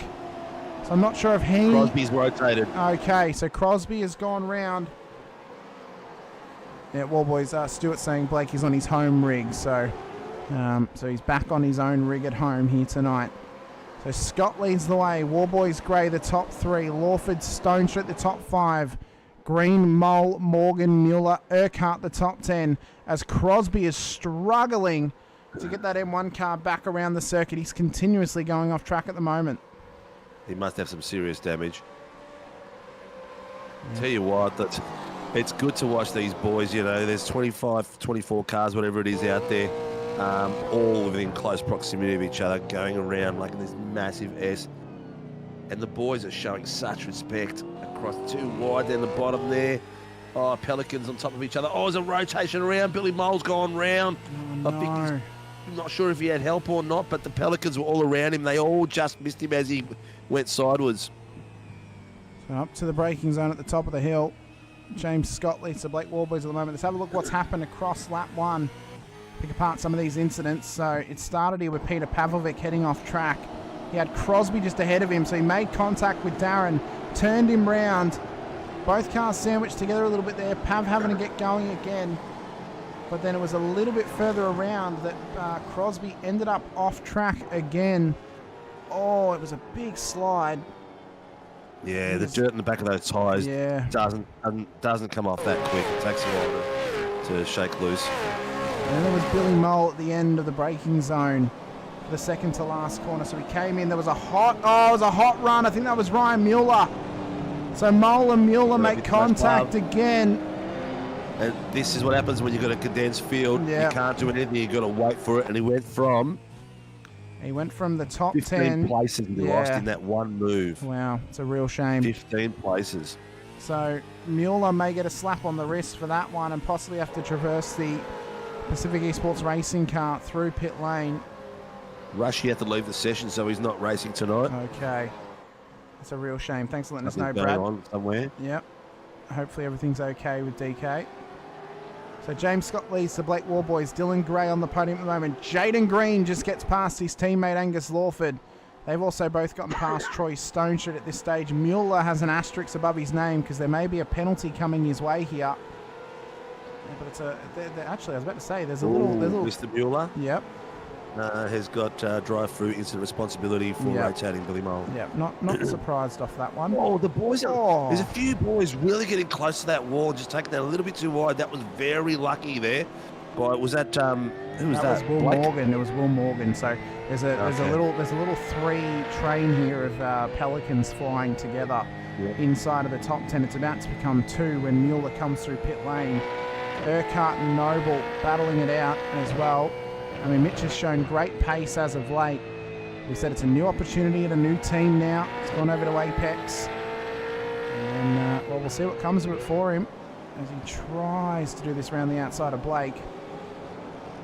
Lawford has damage, okay. Okay. So I wonder if he may have caught an edge of Billy Mole when he went round. Oh, Noble! Big slide through the final corner. Douglas gets it through on him. Oh, that was close. That was very close. I love Brendan's terminology there. Bit of a self-whoopsie. You know all about them, don't you, Sinker? Yep. I wouldn't call it, I don't usually call it a whoopsie, but I've got more than my share of experience there. 1:13.978 by James Scott. He is second ahead of Blake at the moment. He is a freak, isn't he? In the best way. He is an absolute freak in these cars. Yeah. I mean, it is ridiculous how fast this guy is. Yeah.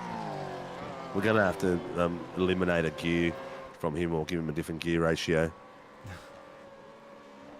Or maybe make him drive in a fixed setup. Yeah, somehow. And we'll make him drive in the 2009 Ford Falcon. How about that? That'll equalise him a little bit. Oh yeah. So the Project 36. That'd be interesting, actually. Multi-class. Yeah, multi-class supercars.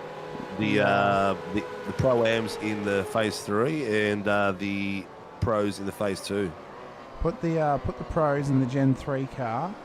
The Pro-Ams in the 2019. The AMs in the faster guys in the slower car. Oh, I see. I see. We'll have a pack of pros racing around the Ford Falcon from 2009. Well, okay, what do they call it? What's it called when they load them up? It's like horse racing, yeah. You load them up with weights to make them more similar. Ballast. Yeah. Tell you what, boys are getting very close to that fence. Taking a lot of risks. A lot of risks for them. But you have to. That's how you get the most speed through that corner. You have to run it wide. You have to get nice and close to the fence. We saw it not pay off for Ray Oliver in race 1 tonight of the split 2 portion of the show. And everyone else is still getting so tight to it. Okay, so a bit of a recap here. Car 66, Darren Crosby, and who was the one that made contact with him? Was it Peter Pav? Yep. It would have been a readdress, but unfortunately for Darren, he torched his car a few corners later, so there's no point giving a readdress at that point. But yeah, that's what the race controls just told the boys, so that way there's no hard feelings. Fair enough then. So Trainer has just gotten past Douglas in the hard braking zone at the second to last corner and looks to chase down his former teammate of Mitch Noble. Could they be future teammates again? Well, time will tell where that ends up. I mean, it's, to be fair, good of Jacob, though, to commit to the team to the end of the season, and that's always my mindset of if you're going to change teams, commit to the end of the season and then make your move. Exactly. It's been tough for for Brandon Levin. Yeah. Been doing a lot of work and real life work. So that's affected his pace a little bit. So that's unfortunate for him. But look, it is what it is. We'll build and rebuild. We had some fast guys for a while. I just need someone to look after the team for me. Ducky Gowns, what are you doing? Of course, he's got his own team, Full Throttle Racing, with FTR. Maybe there'll be a merger. You just FTR SRW.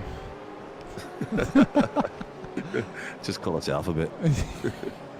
Oh, look at that. Oh, that was close to the back of Jason's car. Yeah, big blink from trainer. Douglas had to back out a little bit. He's got Daly and Burridge of the M1 Racing crew. These guys have had some good races this season. Daly's won a race, so has Burridge. Both of them have been doing well in this Pro-Am class. And really pushing forward. Bit off the pace tonight, maybe not suiting the circuit. Maybe the setup's just not quite there. Maybe just a bit of time to find for them as well. Well, James Scott must have had an incident because Blake's just passed him. Oh my God! Oh, he has. I reckon he's hit the tyre barriers. I reckon James Scott has hit the tyre barriers at turn 5. Yep, it's exactly what he did. He did what Ray Oliver did. We kept talking, everyone was getting too close. Yep. Geez, that was a quick rotation too.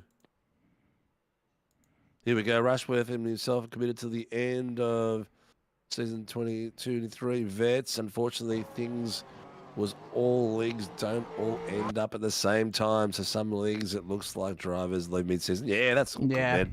That's it. It's we don't get dirty actually. It's racing. You know, at the end of the day, I've made some mates. You know that we can have a laugh with and talk to. I think what it is committing to the end of the season of whatever your main series is. So if SRW is your main series and it's offset, you know, you commit to the end of SRW. If it's vets, for example, who finish before the end of the season, then you know you commit to that one. Correct. Whatever it is, whatever your main your main course is for racing, because you know realistically is we're both league organisers, Cinco.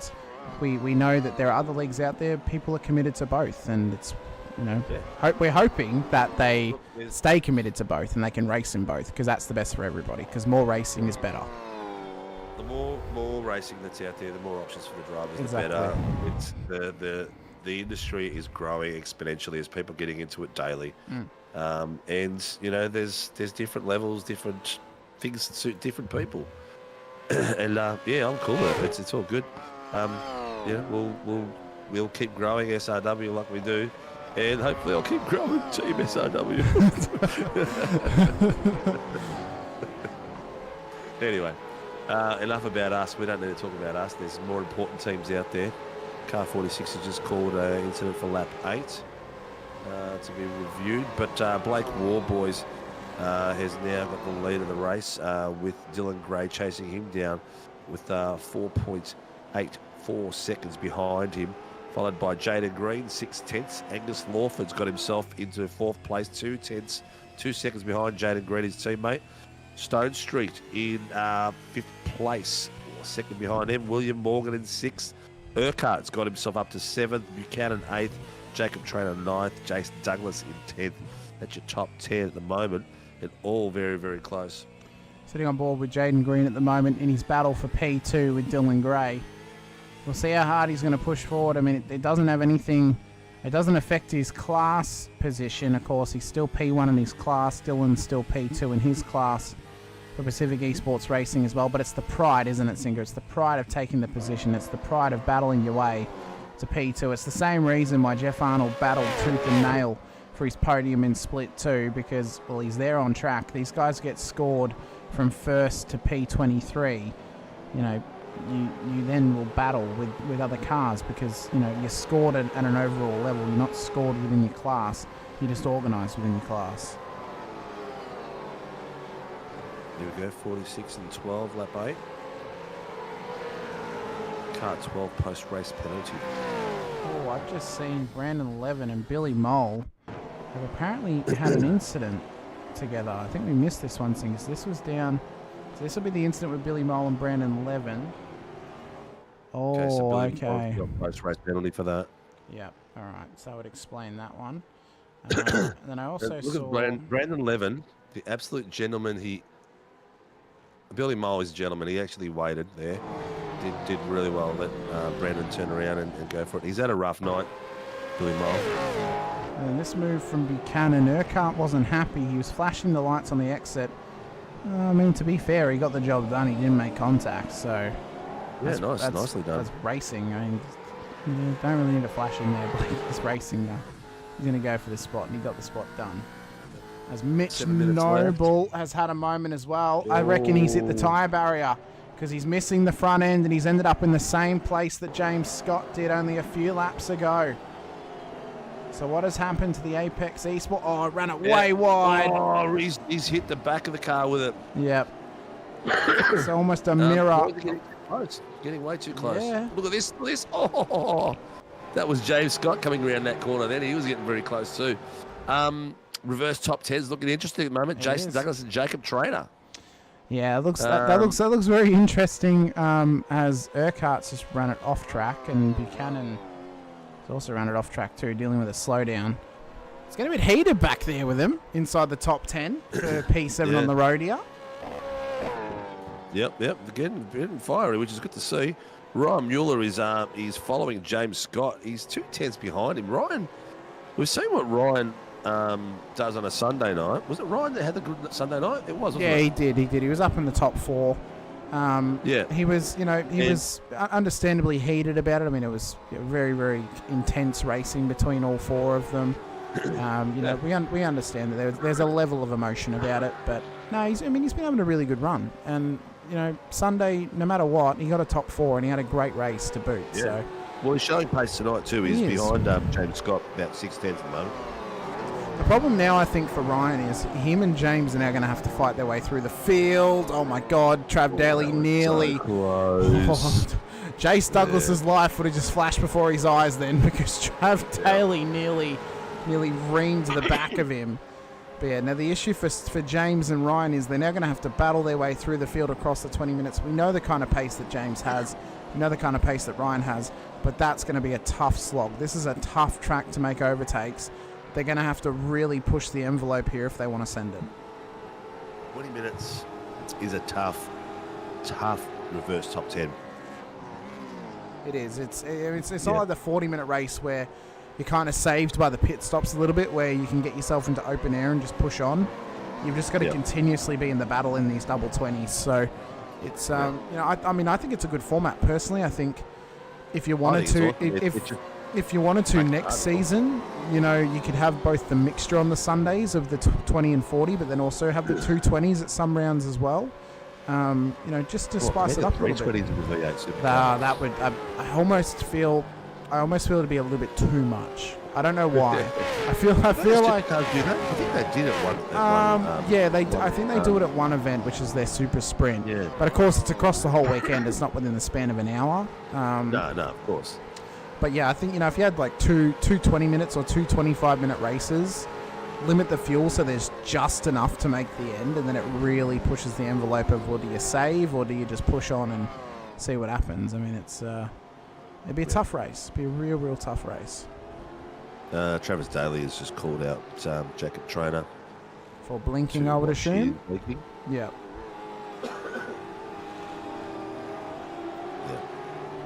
So I'm surprised. They've been watching. I'm surprised Jace hasn't actually. I mean, he's been sitting right behind him, parked up behind that rear wing now for a few laps. Oh, those boys are living dangerously. It's been called out a few times. So look, RRC just told them, look, there's no need to call it out. We've heard it at the beginning of the race, and we are monitoring it all the way through the race. So just to let the boys know. Oh, that was a big lock up in the background of Greg Sharp. Yeah. He's got James Scott on his inside. Scott comes through. They've got Pav just up the road from them as well. So the chase down continues here for James Scott. 3.5 minutes left. Maybe a little bit too far away from the top 10. But this could still give him a good starting position for race 2. Even though it would be outside the top 10, this could work out for him. Of course, Blake Warboys will start P10 if he wins this race. Gray would start P9. And et cetera, until we get to P10 of Trav Daly, who looks to start pole of race 2. I've got Blake on the bottom screen at the moment. Very good. We can keep an eye on Mr. Warboys as he traverses around. He's pulled out 8 seconds on these boys. He's done well. Yeah, cracking pace. He's about on average around 4 to 5 tenths a lap. So he's doing really well. We'll sit on board with Jace Douglas as he follows trainer around. I mean, the blinking seems to have sort of sorted itself out here, Sinker, so it seems very sporadic for this to happen to Jacob. It's not a constant for him. I see no issue with him racing how he is right now. It's the wincing moments are more or less when you're trying to pass him and then he disappears. That's when you'd really have an issue, but he's not constantly blinking, so it's, as I say that, he blinks away, but still, it's not too bad. Excuse me, as you say it. I lined it up well. Biggest mover and shaker of the night is Tom Grundy. Up 10? Yeah, up 10 places. Done really well. What a top effort there from Dom. Good to see from him. Douglas wants this move. He wants this move on trainer. He wants to make it 8. He wants to make it an even number. Nice and rounded for him, but he's got 2 laps to try and get this done. Warboys is just going down the back stretch now through the Maggots and Beckett's-esque S's here of Sonoma. Tom Grundy, though, with a restaurant big time. He is. Douglas is. He'd love to get this move done. Wouldn't be for a class win. It'd be for a class podium in race 1. But he's thinking to himself, "Oh, Sinker will can me if I do this. He'll give it to me if I turn him round." The funny thing is, I'm the one that would probably more laugh about it than anyone else. I'm very laid back when it comes to incidents with my teams. Unfortunately. Oh no, Billy Moles just had another off track and he's off the road down at turn 5. It's a tough night for him as well. Greg Brooks, don't cough up a long there, Sinker. I'll tell you what, it's giving me the absolute. Yeah, it's pissing me off. But yeah, I'm gonna have to start pushing the mute button to stop it. Maybe you need to set up push to talk. Although then you might start chatting away and forget that you're muted and I'm just sitting here in dead silence. Exactly, I'm an imbecile. There's no doubt about it. I'd be doing it. I'd be like, what the hell is going on? What happened? What, you ignoring me now? I was going to absolutely spit out and I'm like, man, I haven't done anything. You didn't even talk. We thought you were sleeping. Did you hear me snoring? We thought maybe you curled up for a good book. 15 seconds left on the clock, though, for Blake Warboys at the front of the field, so he looks to take another race 1 win here, as Trav Daly has had a moment further back, so that may drop him outside of the top 10. For Warboys, though, it's a great performance, and it's a race win to boot here at Sonoma. In the race 1 for split 1 here this evening, Dylan Gray will then look to come home in P2 in his first podium for Pacific Esports Racing here in SRW. In a great effort. Jaden Green will then take the rookie win in race 1 and P3 on the road for Project 36. Lawford and Stone Street will follow him round with Morgan, and then Blake Urquhart will make it a triple top 10 for PER. And then Jacob Trainer, Jace Douglas and Chris Burridge will make up the top 10 after the unfortunate spin of his own teammate and knock Trav Daly outside the top 10 there. Dom Grundy up 11 in a great performance. With James Scott P12, he was 2 spots away, Sinker, from pole position in race 2, and that could have been scary if you're Blake Warboys. Yeah, he's. It's still scary now because he's only 2 spots behind him. So the boys are really close to each other on the start of the grid. This is going to be very, very interesting. It definitely spice things up for us. Yeah, a bit unfortunate the impact to the wall. We've seen a few boys do it in the first race, and now a few more here as well. So. Yeah. Fingers crossed that people can keep it out of that wall. You'd think they'd learn after the first race, yeah? Oh, you'd hope so. You would hope so, All indeed. 5-minute warm-up to come, so opportunity for the drivers and the viewers out there as well. Go get yourselves a drink and maybe a little bit of a snack and come back and prepare for the main event of the evening, race 2. Oh, put his race fuel in. Telling me the good old Willie left not too much fuel in the car. Okay. What's the ladder looking like, Hamish? Have you got that handy? No, I don't, because the points have unfortunately not been updated. after last Oh. week. Okay. So I do not, unfortunately. Actually, no, But they have. it They went have. Sorry, about- they have. I do apologise. They have been updated. That went about as well as I thought on one leg. You did pretty good, mate. You showed some normal pace out there. It wasn't like you were losing a lot of pace. You still had the fastest lap. It's going to be still down to yourself and Blake, the way you guys maneuver yourselves through these boys in front of you.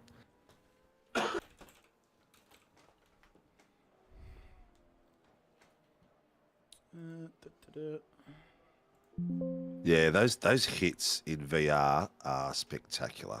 Oh, they would be. They would be. You really, really almost feel them. I remember when I first hopped into the VR after sitting in front project cars, after sitting in front of the big LCD with the rig, and running into the corners and losing control, running into walls.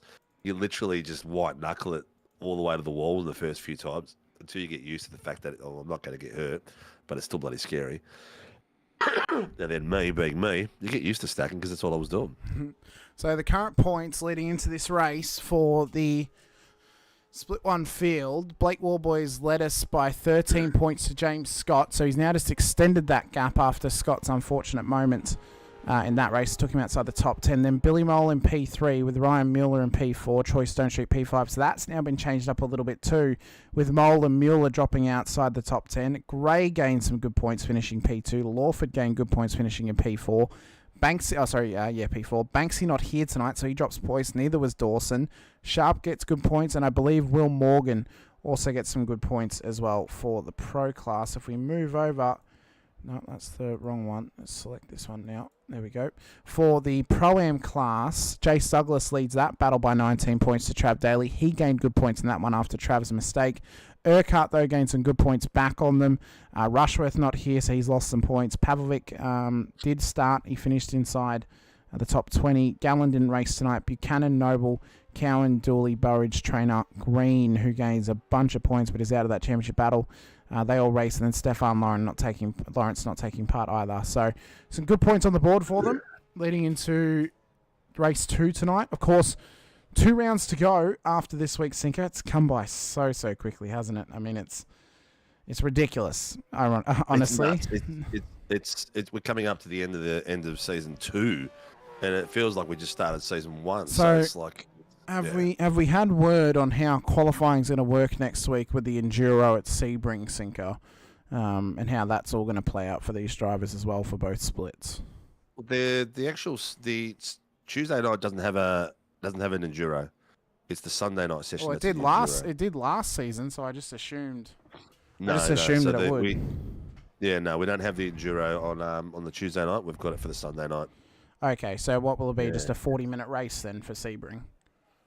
Yeah, just normal. Okay. I think it's a normal round. Okay. Yeah, I think it's a normal round. Okay, well, I'm that's... just looking to see if Sunday's calendar has been updated yet. Well, it should have been, because we've only got 2 left of Sonoma and Sebring. No, it hasn't. It's still got James Scott leading by 47 points, which is the one from previously on. So we had a James fell asleep and didn't make the race, and Blake took the race out, but didn't have it easy all the way, that's for sure. No, it was probably some of the best battling we've seen from the top 4 in a long while. Yeah. One of the best finishes we've had, especially at VIR. We've been pretty vocal about the fact that we do not enjoy that track particularly very much, but great battling. Great race. I was very surprised. I was humbly surprised how good that racing was on that day. And it was one of the best races I've called at that track. In terms of the battles, it was fantastic. It was good. It had everything. It had fighting in the middle of the pack, back of the pack. Yep. Everywhere. It was really, really good. Thoroughly enjoyed it. I'm not a fan of the track either. We've been both very vocal of that. We have. But I'm not picking on the selection. We just personally don't like the track. Yeah. It's very entertaining as far as the show's concerned and what it puts out. But I guess I'm just really bad at it. Certainly ain't no Red Bull ring Sinker. I'll say that. I mean, could be. Yeah, I mean, maybe it just needs a bit of reprofiling. Add some grandstands in there. Might make it feel a little bit more, you know, as my mum used to say to me, add some zhuzh to it, you know, get a bit of panache about it, you know. So we've got features starting. Oh, it's got 5 minutes. Oh, let's go for it. Yeah, go. The starting grid for race 2 will be as follows: Chris Burridge, Jace Douglas on the front row with Jacob Traynor and Blake Urquhart for the top 4. Will Morgan, Troy Stonestreet, then the top 6 with Angus Lawford and Jaden Green, the top 8. Dylan Gray and Blake Warboys will then make up our reverse top 10 with the rest of the field starting how they finish. Dom Grundy will then start P11. James Scott will line up directly behind Blake Warboys on the start line. We'll see how they both fight their way through the field together. Peter Pavlovic, Greg Sharp then start ahead of Ryan Mueller and Trav Daly with Brandon Levin, Darren Crosby, Andrew Cowan and Billy Mole for the top 20 with Will Buchanan and Mitch Noble at the back end of the field for the top 22 cars here this evening. Nice work, mate. Nice work. What do we got? Clock is ticking. We've got a minute and a bit to go. Looking very interesting. I'll give you some hot gossip, mate, before the lights go green. A very small stint there. The boys at Murray Racing reached out to me last week and love what we do, and they want to put our SRW team, SRW TV logo on the back of Jet Murray's car. He's going to be competing in the JR86 Nationals in real world, and we're going to have our logo on the back of the car. That's pretty sweet. So hopefully we'll see Jet on the grid podium next season and on the podium as well. Lights up though to go racing here tonight. It is underway for race 2. Great start from Burridge and from Douglas at the front of the field, but it was a horrid start from Urquhart and Co in the background as they scramble their way forward. You see Warboys and Scott trying to fight their way through as well to this pack as James Scott. He's been slid out way sideways. It's a massive bottleneck. I think there was contact there, Singer. It looked to be that the right rear was just knocked to Scott's car on the exit, and round he went as Crosby's ended up off the track again. Another horrid start for Darren Crosby. Oh my God. He's having a tough one. He's having a tough one.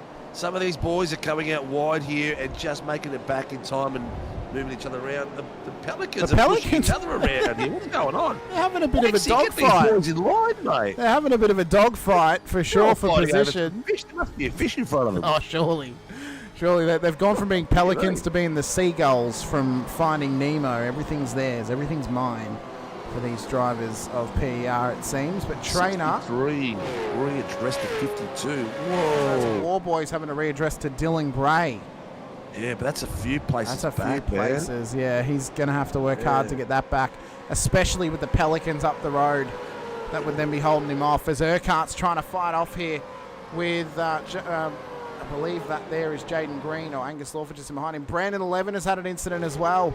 He's gotten it going again, so obviously just a minor spin, but a chaotic first lap once again, as we kind of expected.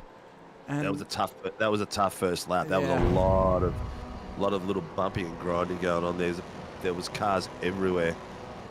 So the car that we want to try could have been a lot worse. It could have been a lot worse. So it was a ripper start at the front, and you just see all those cars bottlenecking for position, and then just the run up the hill. And let's watch James here, because he ends up getting clipped to the rear of the car, and it looks to be maybe Dylan Gray's car. Oh, it's big net code, and that's what sent him round. And though it didn't hold brakes, made contact, that could be a drive-through penalty for James Scott if race control have had that called in for them.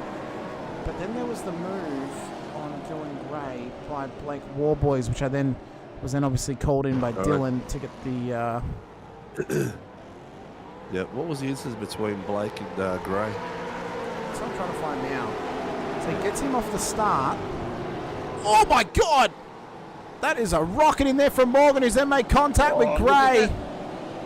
Hang on, down the bottom. Yeah, that's what I'm talking about. Teammates turning each other around. I know, twice. and then Warboys has been caught up in it too. He is not going to be a happy camper. Is Blake Warboys. So what has happened? How has he ended up having to redress to Dylan Gray? So he's knocked up the inside of Morgan, and he gave Morgan a touch, so he should have to redress to Morgan, but why would he need to redress to Dylan Gray? He never made contact with him. That's weird, man. That's so weird. don't know where it was. There must have been contact, something that we're not seeing. But 281 is required to pit to fix pin issues. Will Buchanan. 66 has called something in.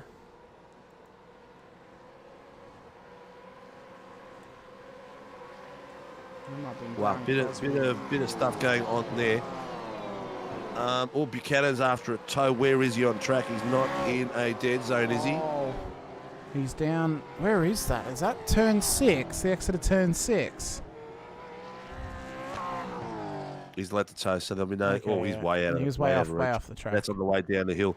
Yeah. If we've got a second, can we unpack that rotation of the Pelicans? Yeah, that's what I was about to have a look at here. So Dylan Gray comes down towards the corner. I mean, Will goes for a massive send, clips the front of not only the front of Warboy's car, but the rear of his own teammate Dylan Gray. And he finishes him off and pushes him in the way of Warboy's car, where he's got nowhere to go at that point. That is a messy incident, a messy incident. He's going to be done for not holding his brakes there. He should have just stayed out. He did. Dylan held his brakes. He held the other one that rotated in front. Yeah, so Dylan got rotated. He held brakes, but it was Will Morgan who hit him and then knocked him round. That's probably the more contentious part, is the fact that Will may get pinged, not only diving, making the contact to the front end contact. Where is he tonight? Where is he? Yeah. So the front though, Burridge battles away with Jaden Green and Jace Douglas. It's an all Pro-Am top 3 at the moment. Warboys just smashed out a 1:14.877, and he's got James Scott 2 seconds behind him at the moment. So there's going to be, it's fairly doable. He's got 2 tenths in front, 2 tenths in front of that, 1-3. It's only about 5 seconds difference to the front, not even. But he's got to be able to get past them. That's the problem. This is such a tough track to overtake. Yep. And, you got 3 guys battling for the top 3 at this stage. We know that Douglas isn't going to give it away for free. Green not likely to, with Burridge right ahead of him for the class win as they run round. So this is going to be a tough job here for Warboys if he can get this done. Green's on the inside. He's made it clean. Nice move. Race lead for Jaden Green. The blood in the water now too. Your back's needed defibrillator. Remember we were talking about on Sunday. He's still waiting for the parcel to be delivered at this point. I mean, I feel for you, Banksy. Feel for you on that one. Yeah, that's a tough one to watch, mate. It is. I've had that happen before in my team. It's a tough watch, I must say. I've done it before in my team. I might take the cake for us there, Sinker. Watch it, Dylan. Watch it. Oh, he was so lucky that Burridge left him enough space there and he missed the tyre, the tin cans there. I've hit those things before and they just hook you up. Yeah, I feel like the central aura of Banks and Gallen being on track for the Pelicans has really thrown them astray. It's like they're missing 2 cars in their flying V formation and they don't know what to do. Yes. They're missing the calming factor of Banksy and Gallen in the room. Yeah. They need them out there with them. Where's Dave Arney when you need him? Oh, I would have loved to be in Discord room with Banksy and Gallen and those boys in when that happened. Banksy, tell me, would everyone be swearing at each other? Would you been holding the peace? You just would have. If it was me, you just server deafen. So they all can't hear each other and they can just swear at themselves. But it's a tough moment. Urquhart's called in Blake Warboys there on his pass that he's just made on him. So let's try and unpack this and see why he's possibly called this in. So he's well up the inside. I don't really know what Blake expects him to do there. He's alongside him, so.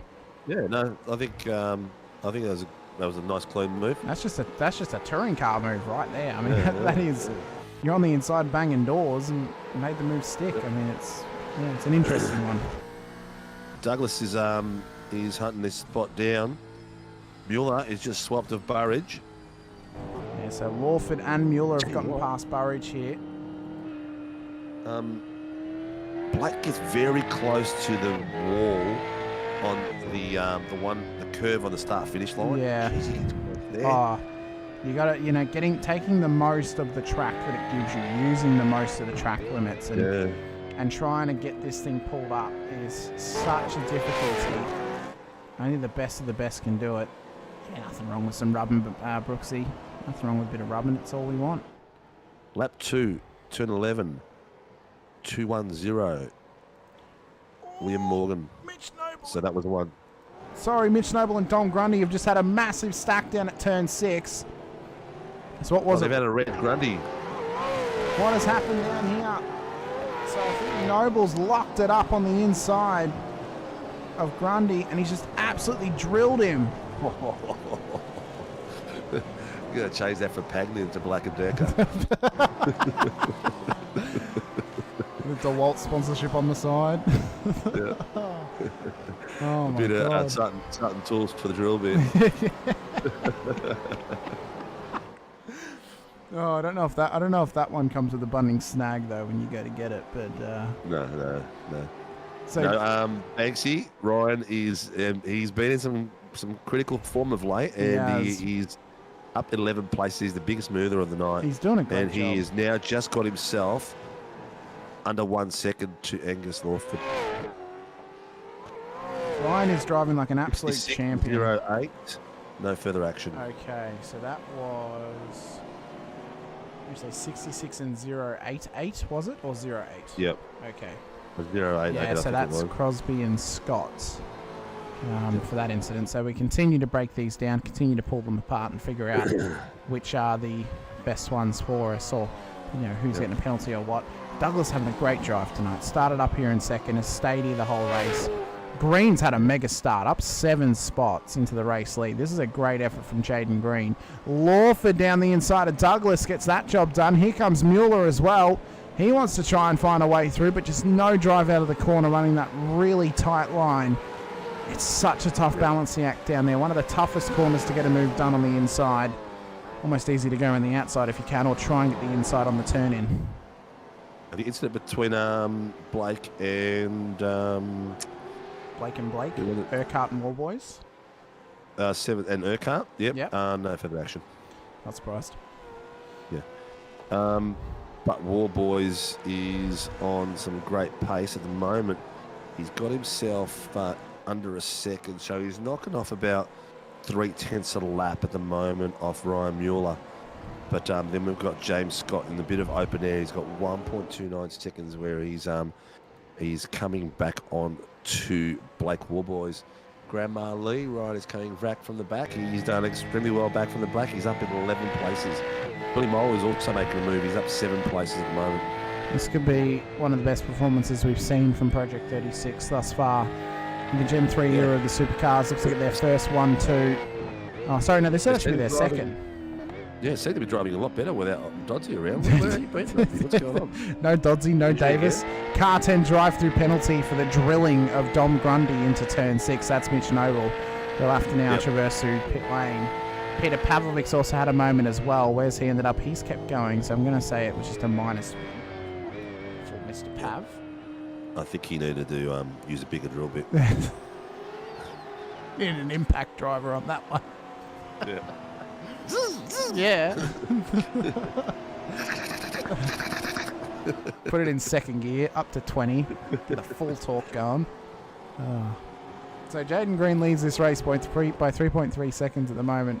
Lawford just sitting pretty here in P2. Douglas is under massive pressure, though, from Mueller and Warboys. They continue their battle from Sunday night, and they've got James Scott hot on their heels, too.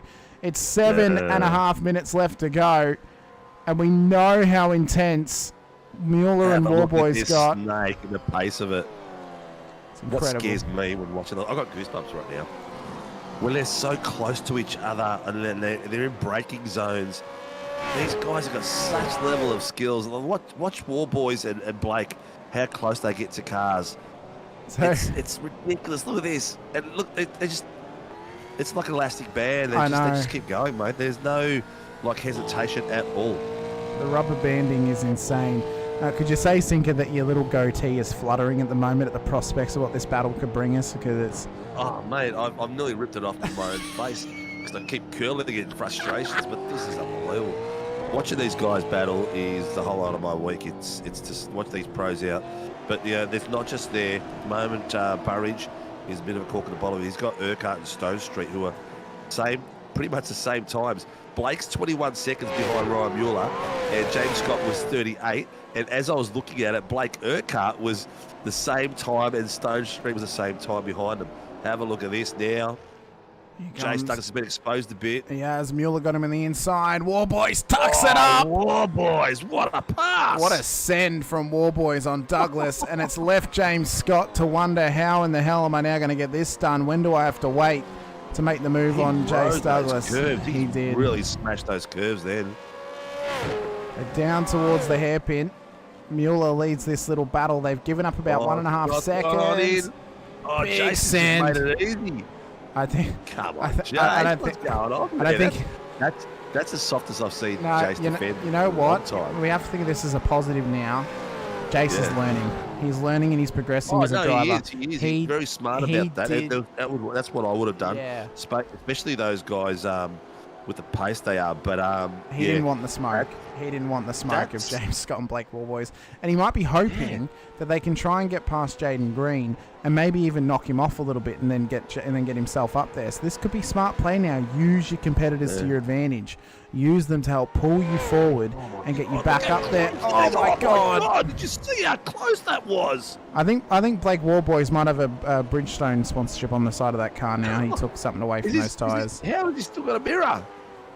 I don't know. I got no idea. No idea. Yeah, look, amazing enough, John. It's taken Jace a while to learn that. Yeah, if we went back to maybe the start of the season, Jace may not have necessarily done that. He probably still would have battled them, but he knows. I mean, he leads that championship. He's not willing to risk his championship at this point. So he's going to be, he's going to be playing this smart as Warboys. And he's got a good gap to Blake Urquhart as well. He does. As James Scott gets the job done on Blake Warboys into P4. Now goes James Scott. So the chase down continues. How hard is Ryan Mueller going to make this one? Because we know that Ryan is a tough customer. We know that he's a very tenacious racer. And he's not going to give this up without a fight. We know how intense his battles can get. We know that he's one hell of a racer as well. And he has really been getting put into the bullpen here the last few weeks, Sinker. He is getting thrown at the deep end in these tests. Ironic. I mean, we're at the SAC time now for VCE students. He's getting tested just as hardly as they are. Yeah, he's and we are down to the last 4 minutes, viewers. Wow, how quickly it goes by. 4 minutes to go. The battle for P3's on. I mean, can James Scott chase down Jaden Green and Angus Orford? I'm not sure. They'll probably battle quite respectfully, knowing the combination and the relationship that those guys have. But look at Mueller, gives a bit of a knock to Scott. He's got underneath. Here comes Warboys. Can he get the drive out of it though, Singer? Had the real tight line through there. He's going to have to carry so much speed through turn one if he wants this position on Scott. He's got a bit of damage on his front left too, so I'm not sure if that's slowing him down or not. He has to give it up for that moment. Someone in the chat, Stacey Boyd said a bit of netcode damage there. Yeah, he already so he was already carrying the slight front end damage from the earlier contact with Dylan Gray. But that definitely could have hurt him more when he went past that tyre barrier for sure, Stacey, because he got so close to it. Oh yeah. Yes, Mr. Gallen. Ryan is not giving up. This is a repeat of Sunday night.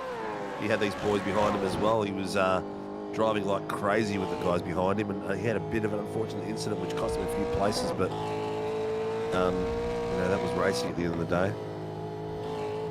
Yeah, he's defending for his life at the moment. He needs to try and tuck deep because otherwise James Scott is going to dive this car down the inside. He does so, covers the inside line on Scott.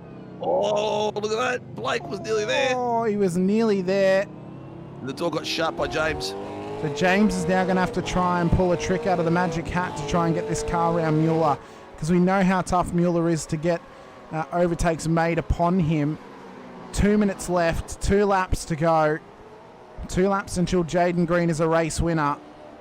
But James Scott just wants to get that Chiefs car on the podium, but he knows if he makes a mistake, Blake Warboys is going to pounce upon it and take every little ounce of points that he can. 2/10 right now. 2/10, James Scott, Blake Warboys. Look at this. These boys are driving extremely well, extremely fast. Stone Street's on the back of her car with 2/10 and Chris Burridge as well. Yeah, the battle's all up and down the field. Change that up on the second screen. Okay. Yeah, thanks, John. Warboys is currently carrying steering damage, so that's definitely hurting him at the moment. So whether that came from the contact with Gray or the slight grazing of the wall at the tyre barrier, it was definitely that front left that's been compromised. Look at Scott. He wants this move. He wants to send it on the inside. Mueller's not going to give him any room to do that. He's going to cover that inside line to every single inch of the track limits. But he's burning up the rears. We saw what it cost him on Sunday, Sinker, when he burned up the rear tyres defending position. He's got to survive one more lap until he has defeated James Scott and Blake Warboys in the same race, under pressure from both of them. But Scott's hungry to get this position.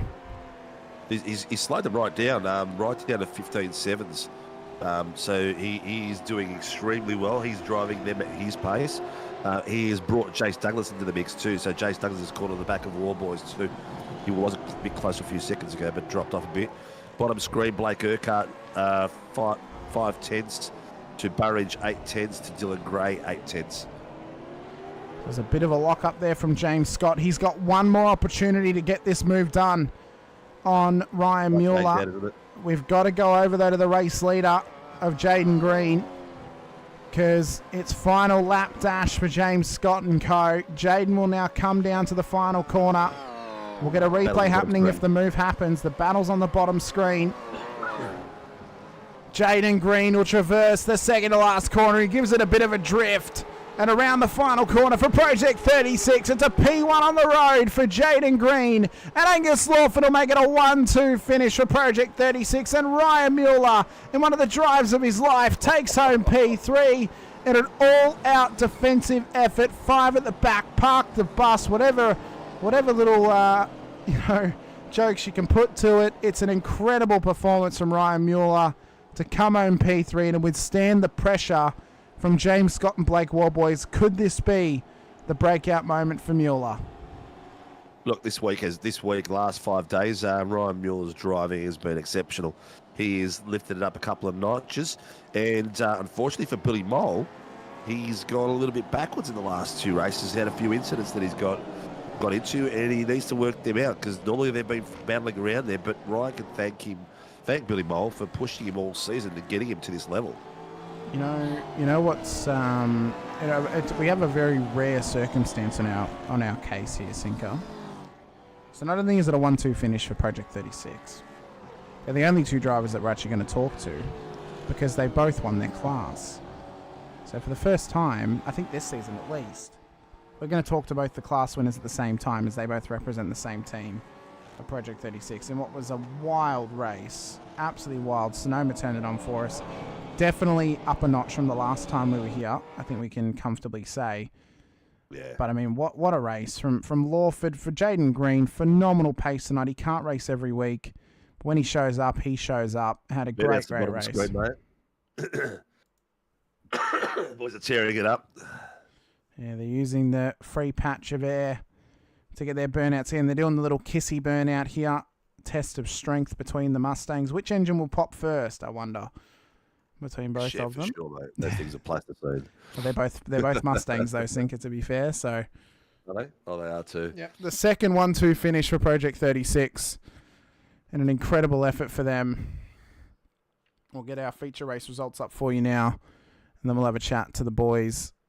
Feature results for you, provisional as they are. Jaden Green takes the win ahead of Angus Lawford on the front 2 positions on the podium, with Ryan Mueller in P3.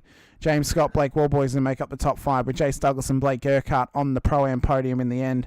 Troy Stone Street, Dylan Gray and Chris Burridge make up the top 10. Greg Sharp, Travis Daly, Billy Mole, Jacob Traynor and Darren Crosby make up the top 15, with Brandon Levin, Andrew Cowan, Mitch Noble, Dom Grundy and Will Morgan for our top 20 in the end. with Peter Pavlik and Will Buchanan at the back end of the field. There was no Andrew Cowan on track, I see. So he was unable to race tonight, unfortunately, was Cowie, but what a race. What a race it was. What a job it was. We'll drag in Mr. Green, first of all. We'll wait for Mr. Lawford to come to us too, unless he's just been sent to be on his own. But we'll start off. Mr. Green, we'll drag in your teammate, Mr. Lawford, as well. Congratulations, boys. 1-2 finish for Project 36. You're second in SRW. And you both win your classes as well, and an incredible effort. Congratulations. Cheers, boys. Cheers, that wasn't easy. Sorry, mate. I'm just. Well, who's crying there? Who's crying? Someone crying there. Someone's getting emotional. Having a giggle. How was it, boys?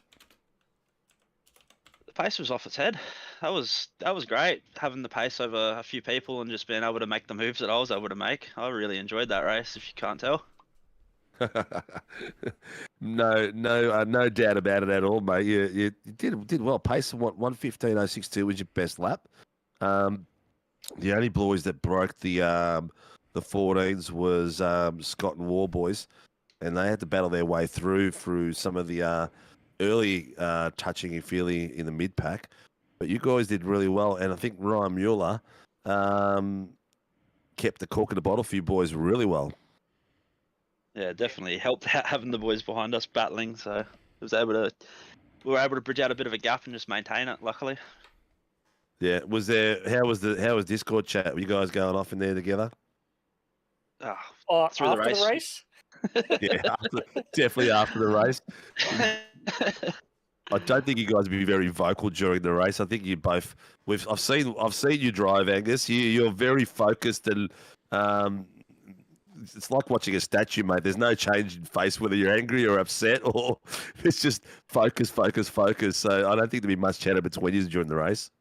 No, tonight's race was a little bit more. We had Brandon in there doing some crew chiefing for us, so we were constantly giving back feedback and stuff like that with each other, trying to make sure we knew what everyone else was doing on the track at all times. So chatter was good, and just perfect outcome. Yeah. So see what happens when Dodgy's not racing. You guys do really well. You can't take it out of him. He's adult running here already. Yeah. He knows I love giving it to him, Dodgy. But tell you what, second time 1 and 2 finish, that's pretty spectacular. Yeah, it was the other way around this time. Yeah, second time for me and Jaden, and third time for the team. So it's pretty happy with that. Yeah, very well done. It seems like the team is starting to gel now. Jaden, are you still doing the FIFO stuff, or are you going to get more consistent laps out of things? Nah, I fly to work tomorrow, so I'm not giving up on that anytime soon. So I'm just lucky I was able to put in some laps last week after Brazil before I went to work and try to figure the car out a little bit. I was looking forward to this one. It's a great little track, isn't it? It's got some really tough spots. Yeah, well, after going on the V8s on the weekend, because I'm over in Perth, it's pretty similar to Barbagallo, to be honest, with the hills and the S's and all that. So it's pretty close, but just as fun. Excellent. Well, boys, who's the boss tonight? Who's going to go out and shout out to all the sponsors? Angus. I messed it up last week. Angus. Like to say thanks to the team, thanks to Brandon for spotting for us, and our sponsors of CC Forged, Shockworks, Simrigs.com, and Cataclysm. Well done, boys. Well done. Well, congratulations to Project 36, and you boys did a cracking job out there and brought it home for the big race. Congratulations and good luck for the rest of the season, lads. No worries. Cheers for that, boys. Thanks, boys. Well, Sinko, big week ahead for SRW. Of course, we're now within the final 3 rounds of Tuesday Supercars, but there's still plenty of race. I mean, man, how quickly it flies by, eh? How quickly it flies by. It goes by so fast, man. Yeah. Oh. But, coming into this week, of course, tomorrow night, the Moser Racing Super Formula Lights Championship. Yourself and James Parford in the booth for Alton Park. of that series. That championship starting to come down to the wire now as well. Thursday, once again, you and James in for the Toyota GR86 Nationals out at Snetterton for the 200 layouts. That should be quite a phallic affair for those 86s. I know it can be quite intense for them. Look at the thumbnail, you'll understand the joke. I know what he's talking about, mate. And then try to make it as PG as possible. And then Sunday we're back here for Sonoma for 20 and 40 minutes of racing with the Open Series, the Open setups, the no assists aside from clutch assist, and plenty of racing to come our way from some of the fastest drivers at Australia. So be sure to hit the like button, the subscribe, the bell icon as well, so you guys are notified whenever we go racing. We've got 3 rounds to go this season of the weekly series, and then 2 weeks left of the Sunday series as well, before we pack it up for Season 2 and get ready for Season 3. A big shout out there goes to our series sponsors, including our title sponsors, Warren and Brown Tools, for the support of the Tuesday Night Supercars Series and the Sunday Night Supercars Championship, as well to Moser Racing for their support of the Wednesday Night Super Formula Lights Championship, and coming aboard as the title sponsors of the Australian Open Wheel Nationals for 2025 as well. To Shunt Scenery for their continued support of the league, as well as Grim Industries, the home of the V8 Coffee Table, which can be found on Prime Video's Top Gear Australia during the news, interviews and other studio segments. And to Phoenix Driver Development, be sure to message PDD on Facebook or Laz and Rehan Leonage on Discord to get you guys set up with some supercars setups or some supercars training sessions. They specialise in the supercars and make setups and do training from the Ford 2009 Falcon all the way up to the Gen 3 supercars as well. You can find direct links to all of our series sponsors in the direct description below all of our streams here on SRW. But I've been Hamish Munro with Steve Sinkovic alongside. Appreciate your time. Appreciate you being here with us once again for the Warren and Brown Tools V8 Supercars Series Season 2, Round 7 out at Sonoma. We'll see you guys next week for Sebring. But until then, stay safe, drive hard, and as always, bye for now.